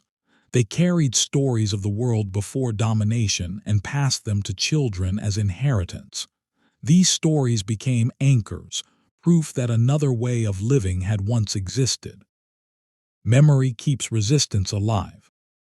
The monarch may not have fully grasped the danger these movements posed. They were small, poorly armed, scattered, but resistance does not need to overpower tyranny to threaten it. It only needs to expose its illegitimacy. And every hidden community, every whispered prophecy, every refusal to submit chipped away at the myth of inevitability that sustained the throne. As the chapter closes, the kingdom remains outwardly unchallenged. The monarch still rules. The monuments still stand. But beyond the ridges, beyond the roads widened for his stride, something human is gathering, quietly, patiently, dangerously aware. Resistance has found its breath, and it is learning how to wait. What happens when fear no longer silences those who have nothing left to lose? But everything changed when resistance learned to speak without gathering. The mountain clans did not assemble in armies, they assembled in ideas. A phrase whispered in one valley appeared weeks later in another. A warning spoken once returned reshaped, sharpened, and carried farther than any messenger could run. Under giant tyranny, speech itself became a weapon, quiet, untraceable, and dangerous. The prophetic voices multiplied, not in number but in influence. These figures did not promise victory. They warned of consequence. Drawing on moral themes later preserved in Genesis, they spoke of violence as a seed that inevitably returns its harvest. Blood spilled, they said, does not vanish, it calls out. Power taken without justice does not endure, it collapses inward. What ruler can silence a message that does not depend on survival of the messenger? And how does a kingdom defeat an idea whose strength lies in memory? Ideas travel where armies cannot. The monarch responded with precision. Surveillance intensified. Border regions were patrolled relentlessly. Any hint of alliance was met with immediate force. Fragmentary traditions describe punitive expeditions launched not to reclaim territory but to erase possibility, fields burned, shelters destroyed, access routes sealed. These were not wars of expansion, they were wars of containment. The goal was not conquest but isolation. Rebellions that dared to surface openly ended quickly. Stones against steel, courage against mass. Some accounts preserve the image of lone challengers stepping forward only to be crushed in moments, acts remembered not for their success but for their refusal to kneel. These stories circulated quietly, not as strategies but as symbols. They taught the same lesson again and again. Resistance was not about winning, it was about bearing witness. Witness outlives defeat. Fear tightened its grip on the lowlands. The cost of defiance became undeniable. Families suspected of aiding mountain communities vanished overnight. Entire lineages were erased from record. The monarch's strength reasserted itself in brutal clarity. Yet even as suppression succeeded tactically, it failed psychologically. Each act of excess confirmed the prophetic claim. This rule had severed itself from justice. The resistance adapted. It withdrew further into terrain the monarch could not easily dominate: steep passes, fractured plateaus, regions where supply lines stretched thin. These communities lived lightly, leaving few traces, surviving on scarcity rather than abundance. They learned that permanence was a liability. Mobility became safety. Silence became strength. To endure, resistance learned to disappear. Among these groups, the prophet's language evolved. It shifted from warning to expectation. They spoke less about reform and more about inevitability, not the monarch's inevitability, but the end of his reign. Their words carried a strange calm, not hope of overthrow, but certainty of judgment. Scholars note that such prophetic traditions often emerge where direct action is impossible. Moral clarity replaces military strategy. The kingdom felt this shift as unease. Order was maintained, but confidence eroded. Officials obeyed, but trust thinned. The monarch's rule remained unchallenged in force, yet questioned in meaning. and meaning once lost cannot be enforced back into existence. Power commands bodies, not belief. As this phase closed, resistance had not grown stronger in numbers, but it had grown deeper in conviction. The mountain communities did not seek to reclaim the kingdom. They sought to survive what was coming. Their preparations were quiet, practical, and rooted in the belief that systems built on fear eventually collapse under their own weight. The monarch stood at the center of his empire, surrounded by obedience and haunted by whispers he could never fully extinguish. Resistance had failed to overthrow him, but it had succeeded in something far more dangerous. It had named his reign for what it was. When a ruler loses moral authority, how long can raw strength hold the throne? The kingdom did not fall into chaos. That was the most dangerous illusion of all. Order remained intact. Labor continued. Rituals persisted. The monarch still ruled with unmatched strength. Yet beneath this surface, something essential had broken. The pre-flood resistance had done what armies could not. It had fractured the moral center of giant tyranny, leaving power standing but hollow. But everything changed when resistance stopped reacting and began waiting. The mountain communities no longer tested the monarch's reach. They no longer probed his borders. They watched. They listened. They counted the signs. Prophetic voices grew quieter, not weaker, more certain.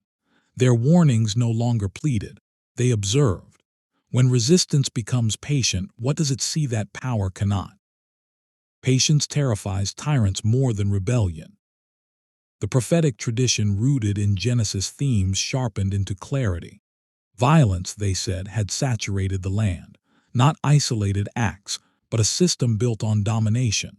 Such a world could not be corrected from within. Scholars note that in ancient moral literature this language marks a point of no return. When injustice becomes structural, intervention must come from beyond human agency. The resistance did not expect victory. It expected consequence. The monarch felt this shift as unease rather than threat. There were no enemies to crush, no leaders to execute, no borders to reclaim, and yet confidence eroded. Advisors spoke cautiously. Rituals felt empty. Excessive displays of strength no longer inspired awe, they felt defensive. Power still functioned, but belief had withdrawn. Power without belief is already declining. Suppression continued, but its impact diminished. Fear could silence voices, but it could not restore legitimacy. The people obeyed, but they no longer believed obedience meant safety. They endured because they must, not because they trusted the future the monarch promised. In such conditions, strength maintains order but cannot sustain meaning. Among the resistance, preparation replaced defiance. They stored knowledge. They mapped safe routes. They observed patterns in the land, weather anomalies, animal migrations, water behavior. Ancient traditions often associate such observation with wisdom communities, not warriors. These groups were not planning conquest. They were planning survival. Survival becomes resistance's final form. The monarch remained blind to the most dangerous truth. Resistance no longer needed him to fall by human hands. It believed his reign would end through forces no army could command. This belief was not optimism. It was resignation paired with certainty. The world itself felt unstable, as though something vast were gathering weight beyond sight. Here the chapter reaches its reckoning. A kingdom built on fear inevitably breeds revolt, but not always the kind that wields weapons. Sometimes revolt withdraws consent. Sometimes it refuses belief. Sometimes it simply steps aside and lets consequence arrive unopposed. The monarch stood surrounded by obedience, yet isolated from legitimacy. His strength remained unmatched, but strength alone cannot negotiate with judgment. The resistance had named the truth, endured its cost, and stepped back. They had done all they could. As night fell over both valley and mountain, two worlds waited, one built on terror, one on quiet endurance. Between them, the air grew heavy, charged with inevitability. The question was no longer whether the monarch would be challenged. It was how the world itself would answer him. When judgment no longer needs human hands, who can stand against it? The sky changed first, not in a single moment but in a series of uneases that lingered too long to ignore. Clouds gathered without rain. Winds arrived from unfamiliar directions. Nights grew heavier as though the heavens themselves were weighing a decision. Long before judgment was spoken of, it was felt. The divine reckoning did not begin with destruction, it began with disturbance. But everything changed when the ancient texts turned their gaze upward. Genesis 6 records a sobering shift in tone, describing divine displeasure rising as corruption filled the earth. Scholars note that this passage does not single out one crime, but a condition, violence embedded into the fabric of society. What does it mean when the heavens respond not to an act, but to a world? And how long can a ruler stand when the very order that once permitted his rise begins to withdraw its favor? Heaven notices what power ignores. The signs appeared in nature with unsettling rhythm. Seasons no longer followed memory. Rains came late or not at all. Crops failed despite familiar labor. Ancient agricultural communities depended on predictable cycles. When those cycles faltered, fear spread faster than famine. Some modern interpretations point to environmental strain hypothesis, but ancient observers read these disruptions as warning, creation signaling imbalance. If the land itself resisted the monarch's order, what message was being sent? Storms grew stranger. Thunder rolled without rain. Lightning split clear skies. Rivers swelled suddenly, then receded into mud. Shepherds spoke of animals behaving erratically, migrating without pattern. Fishermen returned empty-handed from waters once abundant. These were not isolated events. They formed a pattern too persistent to dismiss. Nature does not protest loudly, it persists. Prophetic traditions intensified alongside these signs. Canonical themes rooted in Genesis warned that violence invites consequence, that unchecked power draws response beyond human correction. Alongside these, the Enoch tradition, non-canonical, preserved visions of impending judgment, dreams of waters rising, of the earth cleansed through overwhelming force. Scholars caution that these texts reflect later interpretive memory rather than direct history, yet their consistency reveals how ancient communities understood the moment. The heavens were no longer silent. Even the monarch sensed it. His confidence remained outwardly unshaken, but decisions grew sharper, faster, less patient. He demanded increased production, accelerated construction, greater control, as though strength could outrun warning. Did he recognize fear in himself? Or did he mistake urgency for resolve? What ruler believes his power sufficient when the sky itself feels hostile? Power reacts before it understands. Priests struggled to interpret the signs. Rituals intensified, then faltered. Sacrifices increased, yet uncertainty deepened. When divine displeasure cannot be appeased through ceremony, what remains? Ancient theology often frames this moment as withdrawal, favor removed, restraint lifted. The heavens do not strike immediately. They step back and allow consequence to unfold. The people felt the tension most acutely. Fields yielded less. Labor demanded more. Hunger edged closer. Whispers spread of judgment, of cleansing, of an end not brought by armies but by water. These rumors did not incite panic. They produced resignation. The sense grew that the world was moving toward something no ruler could command. When fear becomes calm, judgment is near. As this chapter opens, the monarch still rules a unified kingdom. His strength remains unmatched. His monuments still stand. Yet the signs around him multiply. The heavens have begun to answer the corruption below, not with immediate destruction but with unmistakable warning. The question is no longer whether intervention will come. It is whether anyone will listen before it arrives. When the heavens speak through the earth, who dares claim they will not answer? But everything changed when the signs stopped feeling random and began to feel deliberate. The storms did not merely increase, they returned, circling the same region, striking the same valleys, lingering longer than memory allowed. Wind stripped topsoil from fields already weakened by exhaustion. Rains fell in bursts so heavy they carved scars into the land, then vanished for weeks at a time. The pre-flood signs were no longer subtle, they were persistent. And persistence in ancient thought was never accidental. Warnings repeat when they are ignored. Genesis traditions frame this phase as divine patience nearing its end. Scholars emphasize that the biblical narrative presents judgment not as impulsive, but measured, preceded by warning, opportunity, and restraint.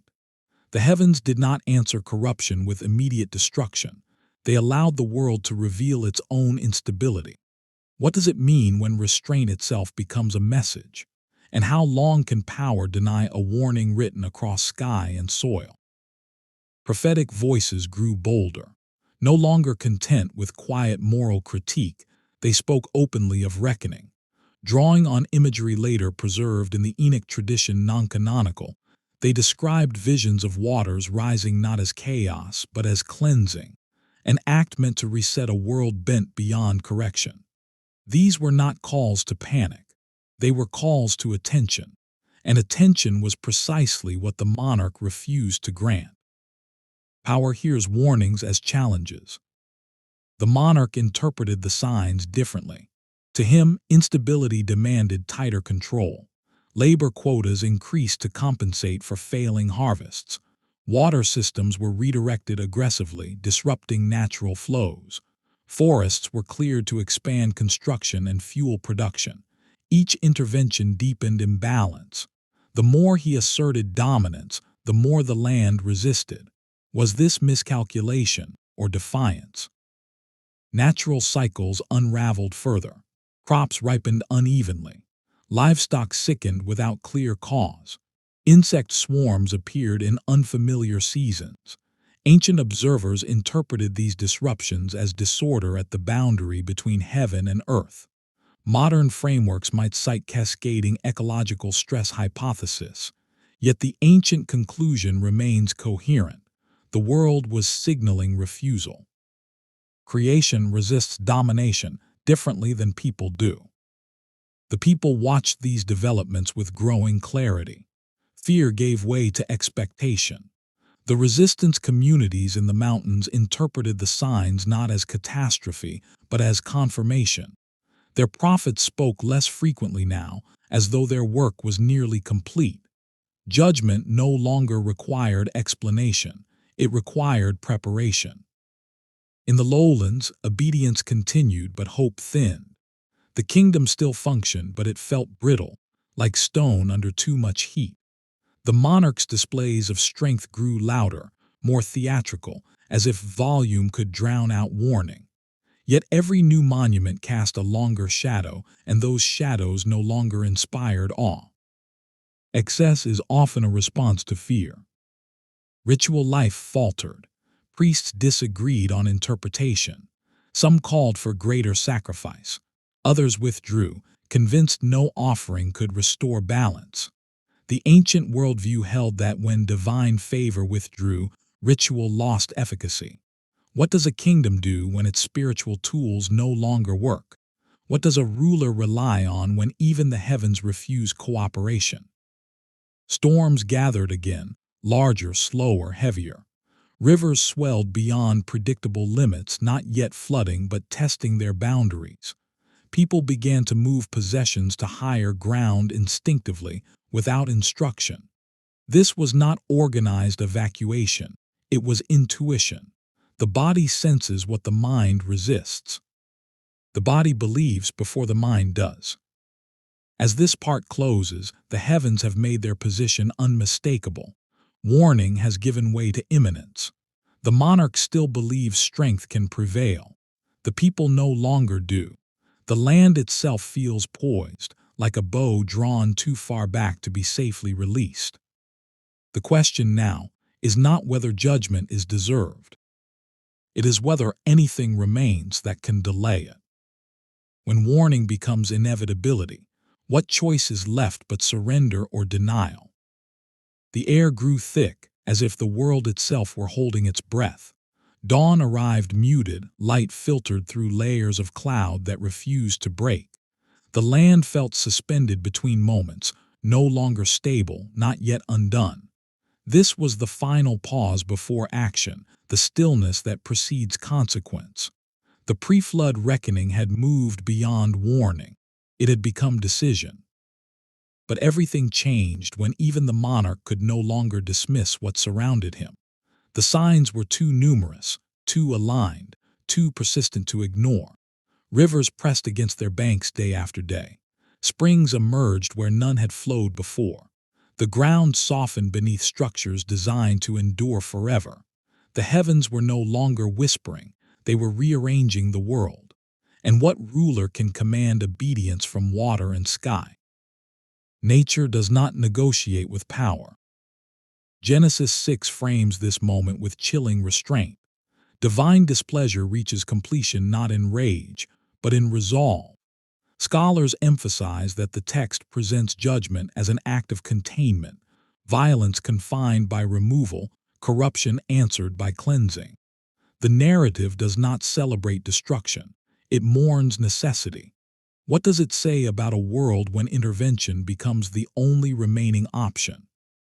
Prophetic traditions outside the canon, particularly the Enoch tradition non-canonical, describe visions of waters rising to erase boundaries long abused. These texts do not glorify catastrophe. They portray it as restoration through overwhelming means. While scholars treat these accounts as theological reflection rather than historical detail, they reveal how ancient communities understood divine intervention, not as chaos, but as correction beyond human reach. Judgment is not random, it is purposeful. The monarch responded as tyrants often do when control slips away, by asserting it more loudly. Orders multiplied, construction intensified. Labor continued even as the ground beneath foundations weakened. He believed strength could outlast the heavens themselves. Did he truly believe this, or was belief the last refuge of denial? When power confronts inevitability, does it bow, or does it double down? The people sensed the shift. There was no panic, only preparation. Families moved higher. Supplies were gathered quietly. Resistance communities withdrew further into terrain shaped by water rather than stone. Dreams grew vivid and repetitive. Visions of rain without end, of doors closing, of the world washed clean. Ancient commentary often preserves such dreams as communal intuition rather than prophecy. The body understands what systems refuse to admit. Instinct recognizes judgment before reason does. Priests ceased public ritual. Some spoke final warnings. Others fell silent entirely. The language of mediation had failed. Only outcome remained. In ancient theology, this silence marks the withdrawal of intercession. When the heavens act directly, no human institution stands between cause and consequence. The monarch stood alone atop his greatest structure, watching clouds coil and darken. His kingdom, centralized, monumental, terrifying, felt suddenly fragile. Stone cracked. Wind howled through corridors meant to echo obedience. For the first time, his strength found no purchase. There was nothing to strike, nothing to command, nothing to intimidate. Power ends where obedience ends. This is the chapter's final truth.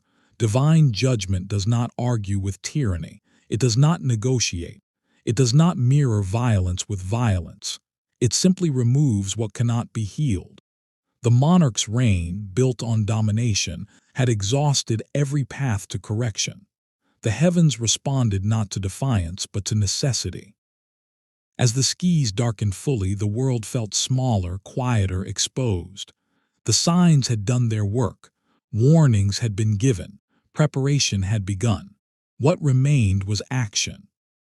The age had reached its answer. The first drops fell. Slow, deliberate, unavoidable. When the heavens finally act, who can outrun the flood they release? The rain did not arrive as a storm. It arrived as a decision. At first it fell steadily, almost patiently, as if giving the world one final moment to understand what was happening. Then the ground darkened. Rivers rose without warning. Valleys that had carried life for generations began to fill like open wounds. The flood had begun, not as chaos but as consequence. But everything changed when the monarch realized that strength had finally met something it could not intimidate.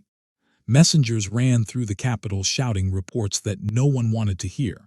Walls holding water back only temporarily, canals overflowing in reverse, storehouses soaked from below rather than above. The pre-flood empire, built on stone and certainty, had never prepared for an enemy that ignored force entirely. How do you command water to stop? How do you threaten a sky that does not answer? And what becomes of authority when the world itself refuses to obey? Water does not fear kings. The monarch responded as he always had, by rallying control. Laborers were ordered to reinforce embankments. Stone blocks were dragged into place as makeshift barriers. Elevated platforms became emergency refuges. But these actions revealed the fatal flaw of the empire. It was designed to dominate land, not survive its collapse. Every structure assumed stability. Every monument depended on ground that no longer held. As rains intensified, borders vanished. Rivers overflowed their courses and merged into vast, shifting plains of water. Roads disappeared. Watchtowers stood isolated like broken teeth. Entire districts were abandoned within hours. Human refugees fled instinctively toward higher ground, carrying children, tools, fragments of memory. There was no coordination, no decree, only movement. Survival stripped away hierarchy faster than any rebellion ever could. Water erases rank first. The monarch attempted to project authority even now. Traditions speak of final proclamations shouted from elevated structures, commands to hold position, to trust in strength, to believe the waters would recede. But belief drowned quickly. Panic spread not through fear alone, but through recognition. The empire's power was physical, and the flood was absolute.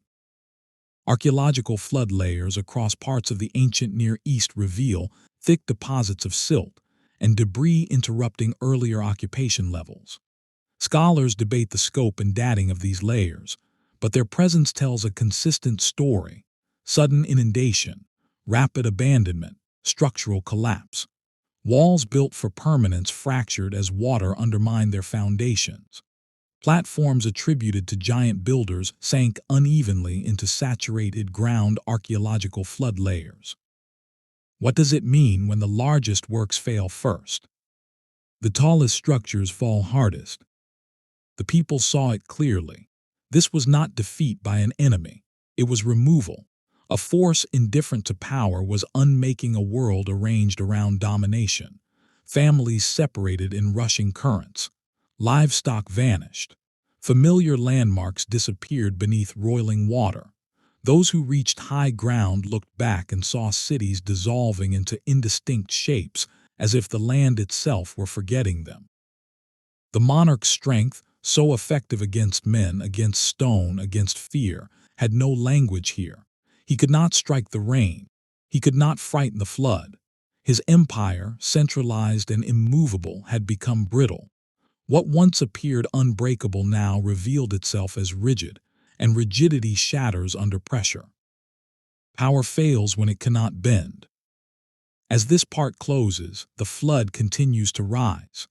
The monarch still stands somewhere above the waters, refusing surrender, clinging to the belief that endurance equals victory. Around him, the giant kingdom he forged is dissolving, roads erased, monuments collapsing, authority washed thin by relentless rain. This is not yet the end, but the empire has already lost.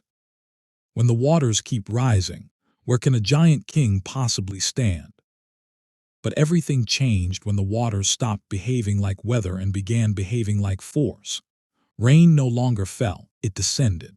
Sheets of it drove sideways on rising wind, hammering roofs already weakened by saturation. Rivers broke their final boundaries, spreading into inland seas that swallowed fields, streets, and memories in a single, relentless motion. The collapse of the pre-flood empire accelerated, not by battle, but by momentum no decree could slow. Control dissolves faster than stone. The monarch attempted one last reordering. Elevated routes were declared evacuation paths. Strongholds on higher ground were named as centers of survival. Signals were lit to guide movement. Yet coordination failed almost immediately. The centralized system that once enforced obedience now proved fatal.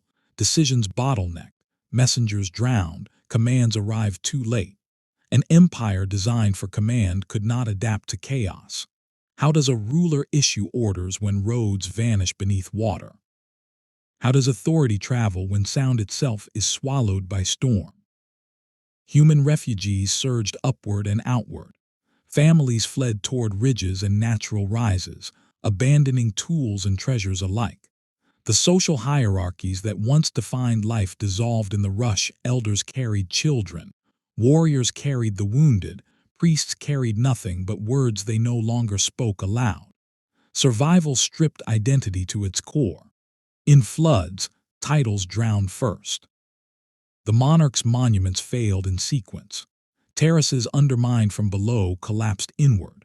Walls meant to intimidate fractured as water scoured their foundations.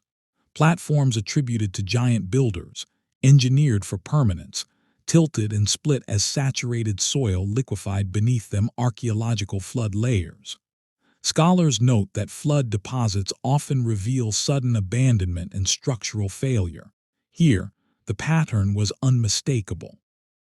The greatest works fell not because they were weak, but because they were inflexible. Rigidity is catastrophe's ally. From higher ground, survivors watched the capital lose its shape.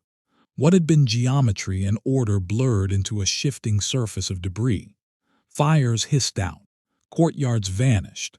The throne seat, once the axis of a world, became just another elevation besieged by water. And still, the rain pressed on, indifferent to meaning. The monarch gathered what remained of his guard. Traditions speak of final stands not against enemies, but against elements, men bracing barriers, driving posts into mud that would not hold, hauling stone that sank before it settled. These acts were not strategy, they were refusal. Refusal to accept that power had reached its limit. What is courage when it cannot change outcome? What is defiance when the opponent does not see you? Defiance fades when the world moves on. Water erased borders with methodical patience. Tribal lands, once contested, merged into a single inundation. Old roots vanished, replaced by currents that carried the remains of lives downstream. The people understood something profound in that moment. The flood was not targeting factions. It was removing a system. A world ordered by domination was being unmade by a force that recognized no hierarchy. Archaeological layers record this phase as a clean break, thick silt sealing earlier habitation, tools trapped where they fell, no signs of siege or conquest. The absence itself tells the story. This was not defeat by human hands. It was termination by environment, interpreted by ancient memory as judgment. History remembers what water seals. As the waters climbed, the monarch's options vanished. His power, rooted in physical command, had nowhere to stand. He could not intimidate the current. He could not outbuild the rain. He could not rally a population already scattered by instinct. The empire ended not in spectacle but in dispersion. And yet, even now, surrender did not come easily. The monarch searched for ground that would hold, height that would endure, believing endurance itself might be victory. Around him, survivors clung to whatever rose above the surface: trees, rock outcrops, remnants of walls, each moment a negotiation with gravity and breath. Survival becomes moment to moment. As this part closes, the flood has erased the empire's coherence. Authority is gone. Borders are gone. The land itself has been rewritten. What remains are individuals facing water that shows no sign of stopping, and a ruler whose strength has finally met its equal. The waters continue to rise, and the throne has nowhere left to stand. When even the highest ground begins to vanish, what choice remains for a king? The water rose without urgency and without mercy. It did not surge in rage. It persisted in certainty. High ground that had offered refuge an hour earlier now disappeared beneath swirling current, and the world shrank to fragments, isolated peaks, drifting debris, exhausted bodies clinging to whatever resisted sinking for one breath longer. The end of the giant empire did not arrive in a single moment of spectacle. It arrived as inevitability fulfilled. But everything changed when the monarch understood that no height was high enough. The last strongholds, platforms built for his scale, terraces raised above every ordinary dwelling, began to fail. Water undermined their cores, stone cracking as if remembering it was once earth. The monarch's strength, unmatched against men and monuments alike, found nothing to grip. What does power do when the world offers no resistance to overcome? What does a ruler command when obedience itself has dissolved into survival? There is no throne above the flood. Ancient memory does not preserve the monarch's final words. It preserves absence. This silence speaks louder than any legend. His empire, once centralized and absolute, left no final decree, no last reform, no negotiated end. It simply vanished beneath water that recognized no hierarchy. Archaeological flood layers reinforce this abruptness: settlements sealed, tools frozen in place, habitation ending without transition. The pre-flood judgment did not dismantle the empire piece by piece. It removed it. Around the monarch, human survivors fought only for breath, families separated, voices disappeared beneath the roar of rain and current. Those who reached floating debris or rocky outcrops clung in silence, watching the world they knew dissolve. In this moment, kingship meant nothing. Strength meant nothing. Only endurance remained, measured in seconds. Water makes all equal. Theologically, this moment carries its heaviest weight. The flood was not revenge, it was resolution. Genesis frames it as grief paired with necessity, judgment delivered because corruption had saturated every structure meant to preserve life. Scholars emphasize that this narrative presents removal, not punishment for its own sake. A world built entirely around domination could not be corrected. It had to end. The monarch's empire did not fall because it was challenged. It fell because it could not coexist with life's balance. The resistance communities understood this first. They had withdrawn not to fight but to endure. Those who survived carried memory rather than monuments. They remembered a ruler who mistook power for permanence and a world that responded accordingly. Their stories traveled forward, reshaped into warnings rather than celebrations. The giant king did not become a hero of conquest. He became a lesson. History remembers failures more carefully than victories.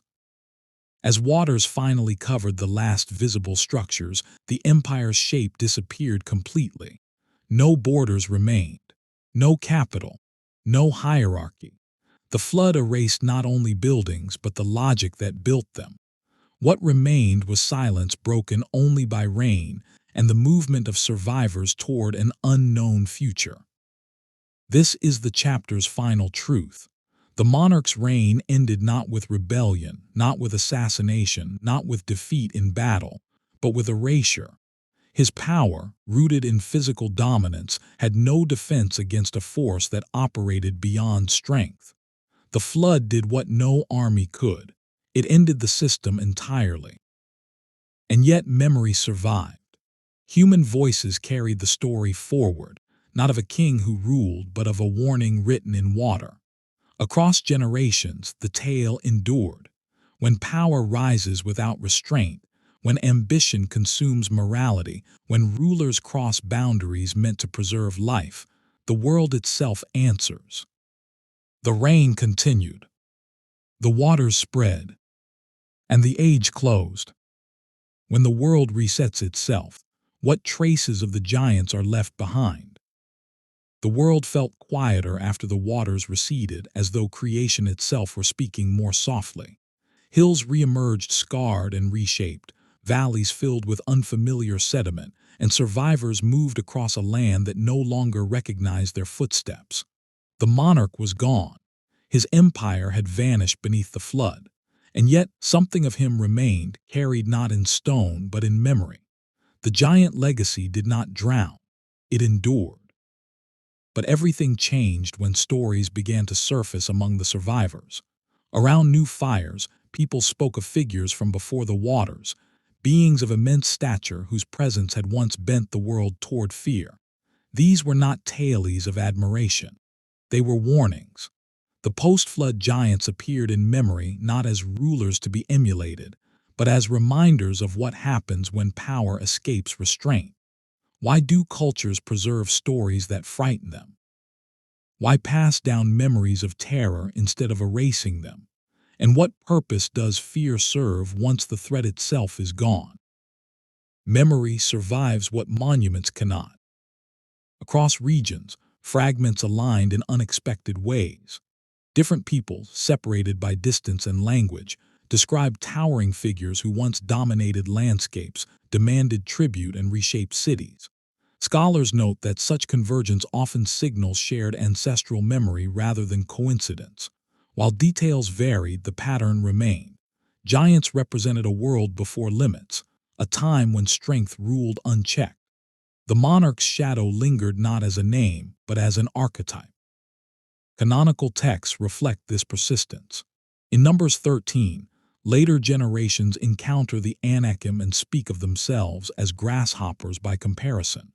Scholars emphasize that this passage conveys perception as much as physical reality, fear amplified by inherited memory. Yet the language itself reveals continuity. The flood did not erase the idea of giants. It transformed them into symbols of dread, reminders of a past the world was never meant to repeat. Fear travels through generations intact. Architecture carried memory as well. Post-flood societies built defensively, favoring elevation and enclosure. Walls grew thicker. Settlements clustered tightly. While practical explanations exist, ancient observers often linked such choices to fear of return, of beings larger than life emerging again.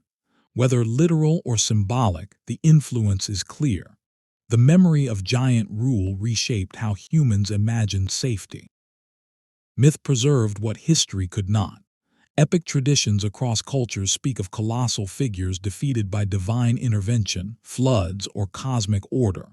Scholars caution against reading these myths as direct records, yet their consistency reveals something deeper. Humanity remembered a lesson written in catastrophe. Giants became shorthand for excess, for arrogance, for power unrestrained by wisdom. Myths remember truths history cannot prove. The monarch's legacy also shaped theology. Post-flood traditions increasingly emphasized limits, boundaries between heaven and earth, strength and obedience, ambition and stewardship. The flood story itself became a moral anchor, retold not to glorify destruction, but to explain why restraint mattered. The giant king was remembered not by name, but by consequence. Survivors taught their children differently now. Stories warned against towering pride. Songs spoke of waters rising when balance is broken. Even courage was redefined, not as domination, but as obedience to order greater than oneself. The monarch's fall became a negative inheritance, shaping ethics through absence. And yet the question persisted. If the flood ended the giant empire, Why did giants still appear in later memory? Were these remnants literal survivors, exaggerated encounters, or the echo of fear lodged too deeply to forget? Scholars debate the answers, but the persistence itself is undeniable. The monarch's body vanished. His kingdom dissolved. But his shadow stretched forward, longer than stone, deeper than water. If the giants were truly gone, why did humanity never stop looking over its shoulder? But everything changed when memory began to outlive explanation. Generations passed, landscapes healed, and yet the stories did not soften. If anything, they sharpened. The giant legacy settled into collective consciousness not as a fading echo, but as a warning carefully preserved. Long after the flood receded, humanity continued to speak as though something vast still watched from the margins of the world. Why does fear endure when its object is gone? And what kind of memory survives catastrophe intact? Post-flood communities inherited more than land. They inherited interpretation. Elders taught children not only what had happened, but why. The giants were remembered as evidence that strength without restraint invites ruin. Their stories were placed deliberately at the edges of cultural memory, resurfacing whenever ambition swelled too high. In this way, the monarch's shadow became a moral boundary, a reminder of where the world had broken before. Memory becomes law when history is too painful. Scriptural tradition reflects this careful preservation. Later biblical narratives refer to giants not with fascination, but with unease. The encounter in Numbers 13 captures this precisely. The fear expressed by the scouts is disproportionate, shaped as much by inherited dread as by present danger. Scholars note that such language reveals a people interpreting new challenges through ancient trauma. The giants they feared were as much memory as flesh. Across cultures, myth performed a similar function. Flood stories reappeared in Mesopotamia, the Levant, and beyond, each retelling shaped to local memory, yet anchored to the same theme. When order collapses, the world responds decisively. Giants in these myths are rarely heroes. They are catalysts, figures whose excess invites divine correction. The monarch's story, though unnamed, lived inside these patterns. Trauma teaches across centuries. Even language absorbed the lesson. Terms associated with height, greatness, and might took on moral weight. To be too great was no longer praise alone, it carried warning. Societies developed proverbs that linked arrogance with downfall, strength with responsibility. These linguistic shifts suggest that memory of the giants reshaped not only story, but thought itself. Archaeology hints at the same inheritance. Post-flood settlements show increased emphasis on fortification and limitation, controlled growth, defined boundaries, repeated concern for balance between human ambition and environment. While practical explanations exist, ancient communities often attributed such caution to remembered catastrophe. They built not only against enemies, but against excess. What a people fears shapes what it builds. Theological reflection deepened this caution. Boundaries between heaven and earth were emphasized more sharply. Traditions warned against crossing limits meant to preserve life. The flood narrative became a reference point whenever ambition threatened to override restraint. In this framework, the monarch's legacy was not his rule, but his consequence. Yet memory is never static. Over time, giants became both literal and symbolic, sometimes described as flesh and bone, sometimes as embodiments of chaos. This ambiguity allowed the lesson to travel. Whether giants truly walked again mattered less than what they represented. The fear was functional. It reminded humanity that domination is not destiny. Symbols endure longer than facts. As this part closes, the monarch's shadow has fully transformed. No longer a ruler, no longer a tyrant, he exists as a lesson encoded in story, scripture, and myth. His empire is gone, but his warning circulates quietly wherever power gathers without restraint. The flood erased the world he built. Memory ensured the world would not rebuild it the same way. When memory becomes warning, will humanity finally listen, or repeat the same mistake? The age of giants ended beneath the flood, but its echo settled into humanity like a second inheritance. Long after waters withdrew and soil hardened again beneath human feet, people lived as though the world remembered something they could not see. Mountains felt heavier. Ruins inspired unease. And whenever power gathered too tightly in one place, old stories resurfaced, as if summoned by instinct. The giant legacy had become a presence without a body. But everything changed when the memory of the monarch ceased to belong to any single culture. His shadow crossed borders, languages, and centuries. In one land, he appeared as a warning etched into scripture. In another, as a figure buried inside myth. Elsewhere, as a reason cities were built low and defenses high. Scholars often note that when the same archetype appears across civilizations, it signals shared ancestral experience rather than coincidence. The monarch no longer needed a name. His story had become structure. Some histories refused to stay buried. Post-flood humanity reorganized itself around limits. Kingship survived, but it was framed differently, bounded by law, ritual, and accountability. Strength was still admired, but increasingly mistrusted when it stood alone. The flood narrative functioned as a boundary marker in collective memory, a reminder that domination without restraint once cost the world everything. Whether spoken aloud or assumed silently, the lesson lingered. Canonical texts reinforce this transformation. Later biblical tradition consistently places giants at the margins, figures encountered briefly, feared deeply, and ultimately removed. In Numbers 13, the fear of the Anakim reveals how memory amplifies threat. The giants represent not just physical danger, but the return of a world that should never exist again. Scholars emphasize that such passages preserve psychological inheritance as much as historical encounter. Fear remembers what history cannot verify. Architecture mirrored this caution. Post-flood societies favored proportion over excess. Monuments grew symbolic rather than overwhelming. Sacred spaces emphasized balance, not scale. While empires would rise again, none claimed the absolute physical dominance attributed to the pre-flood giants. Humanity learned, at least for a time, that greatness measured only by size invites correction. Myth carried the lesson where history could not. Giants became embodiments of chaos, arrogance, and imbalance. They were defeated not by stronger men, but by order itself, by gods, floods, or cosmic realignment.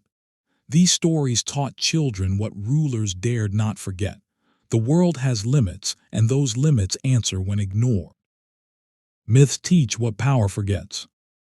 The monarch's final legacy, then, is not fear alone, it is restraint. His rise and fall reshaped humanity's imagination. Power became something to question, strength something to govern, ambition something to weigh against consequence. Even when later generations forgot the flood's details, they remembered its meaning. And yet the shadow never vanished entirely. Every age produces its giants, not always in body but in influence. Whenever authority grows unchecked, whenever domination silences conscience, the old stories stir again. The monarch's memory rises not as history, but as warning. The flood erased his kingdom. Time erased his name. But the lesson remained, etched deeper than water could wash away. This is where the story ends, and where every age must decide whether it will listen. If giants return in new forms, will humanity recognize them before it's too late? When the waters finally withdrew, the world did not return to what it had been. It could not. The mountains stood differently. The valleys carried unfamiliar silence.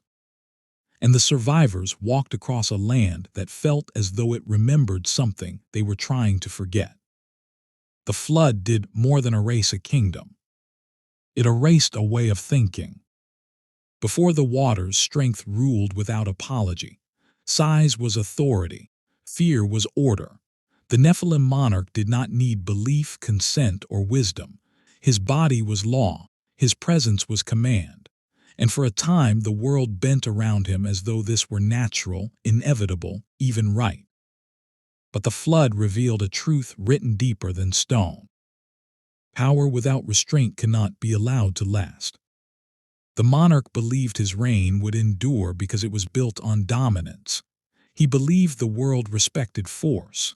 Yet the waters answered a different law, one older than kings, older than giants, older than fear. A law that does not shout, does not negotiate, and does not bow. Balance. The flood was not merely destruction. It was correction. And that is why the story did not end when the giant king vanished beneath the waters. Because what mattered most was not his fall. It was what humanity carried forward afterward. Survivors did not rebuild his empire. They did not raise monuments in his image. They did not celebrate his strength. Instead, they remembered him as a warning. Across generations, cultures spoke of giants not as heroes but as mistakes, not as saviors but as symbols of excess. Whether in scripture, myth, or whispered memory, the giants became shorthand for a truth too dangerous to forget. When power grows without wisdom, the world itself responds. That is why giants continue to appear in post-flood stories. Not because they returned in the same form, but because the fear of becoming them remained. In Numbers 13, the scouts look upon the Anakim and say they feel like grasshoppers by comparison. That fear is not just physical, it is ancestral. It is the echo of a time when humanity learned how small it truly is when faced with unchecked power, and how quickly the world can be lost when restraint disappears. The giants linger because memory lingers. And memory is not passive. It shapes how cities are built, how kings are limited, how laws are written, how ambition is judged. After the flood, greatness was no longer measured only by size. Authority was no longer justified by strength alone. Even when humanity failed to live up to this lesson, and it often did, the warning remained embedded in its stories. The monarch's greatest legacy was not his rule. It was the boundary his fall created. A line humanity learned slowly, imperfectly, not to cross. Yet the story does not belong only to the ancient world. Every age produces its own giants. They do not always walk on two legs of impossible height. Sometimes they are systems, sometimes empires, sometimes ideologies, sometimes individuals whose influence grows so vast that resistance feels pointless and obedience feels necessary. And each time the same question returns, quietly, relentlessly. How much power is too much? The flood narrative does not tell us that power is evil. It tells us that power without accountability is fatal. It does not condemn ambition. It condemns ambition that devours morality. It does not reject strength. It warns against strength that believes itself immune to consequence. The Nephilim monarch ruled a world that had forgotten its limits. The flood restored them. And that is why this story endures. Not because humanity fears giants, but because humanity fears becoming them. As the final waters settled and the world began again, the survivors stepped forward into an age defined not by dominance, but by remembrance.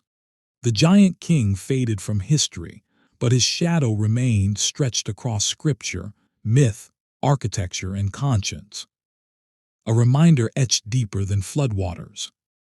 That when power rises without restraint, when fear replaces wisdom, when strength silences conscience, the world itself will answer, not with argument, not with negotiation, but with inevitability. And so the story closes where it must, not in the ancient past, but in the present. Because the question has never truly been whether giants once ruled the earth. The real question is this: when they rise again in new forms, will we recognize them in time?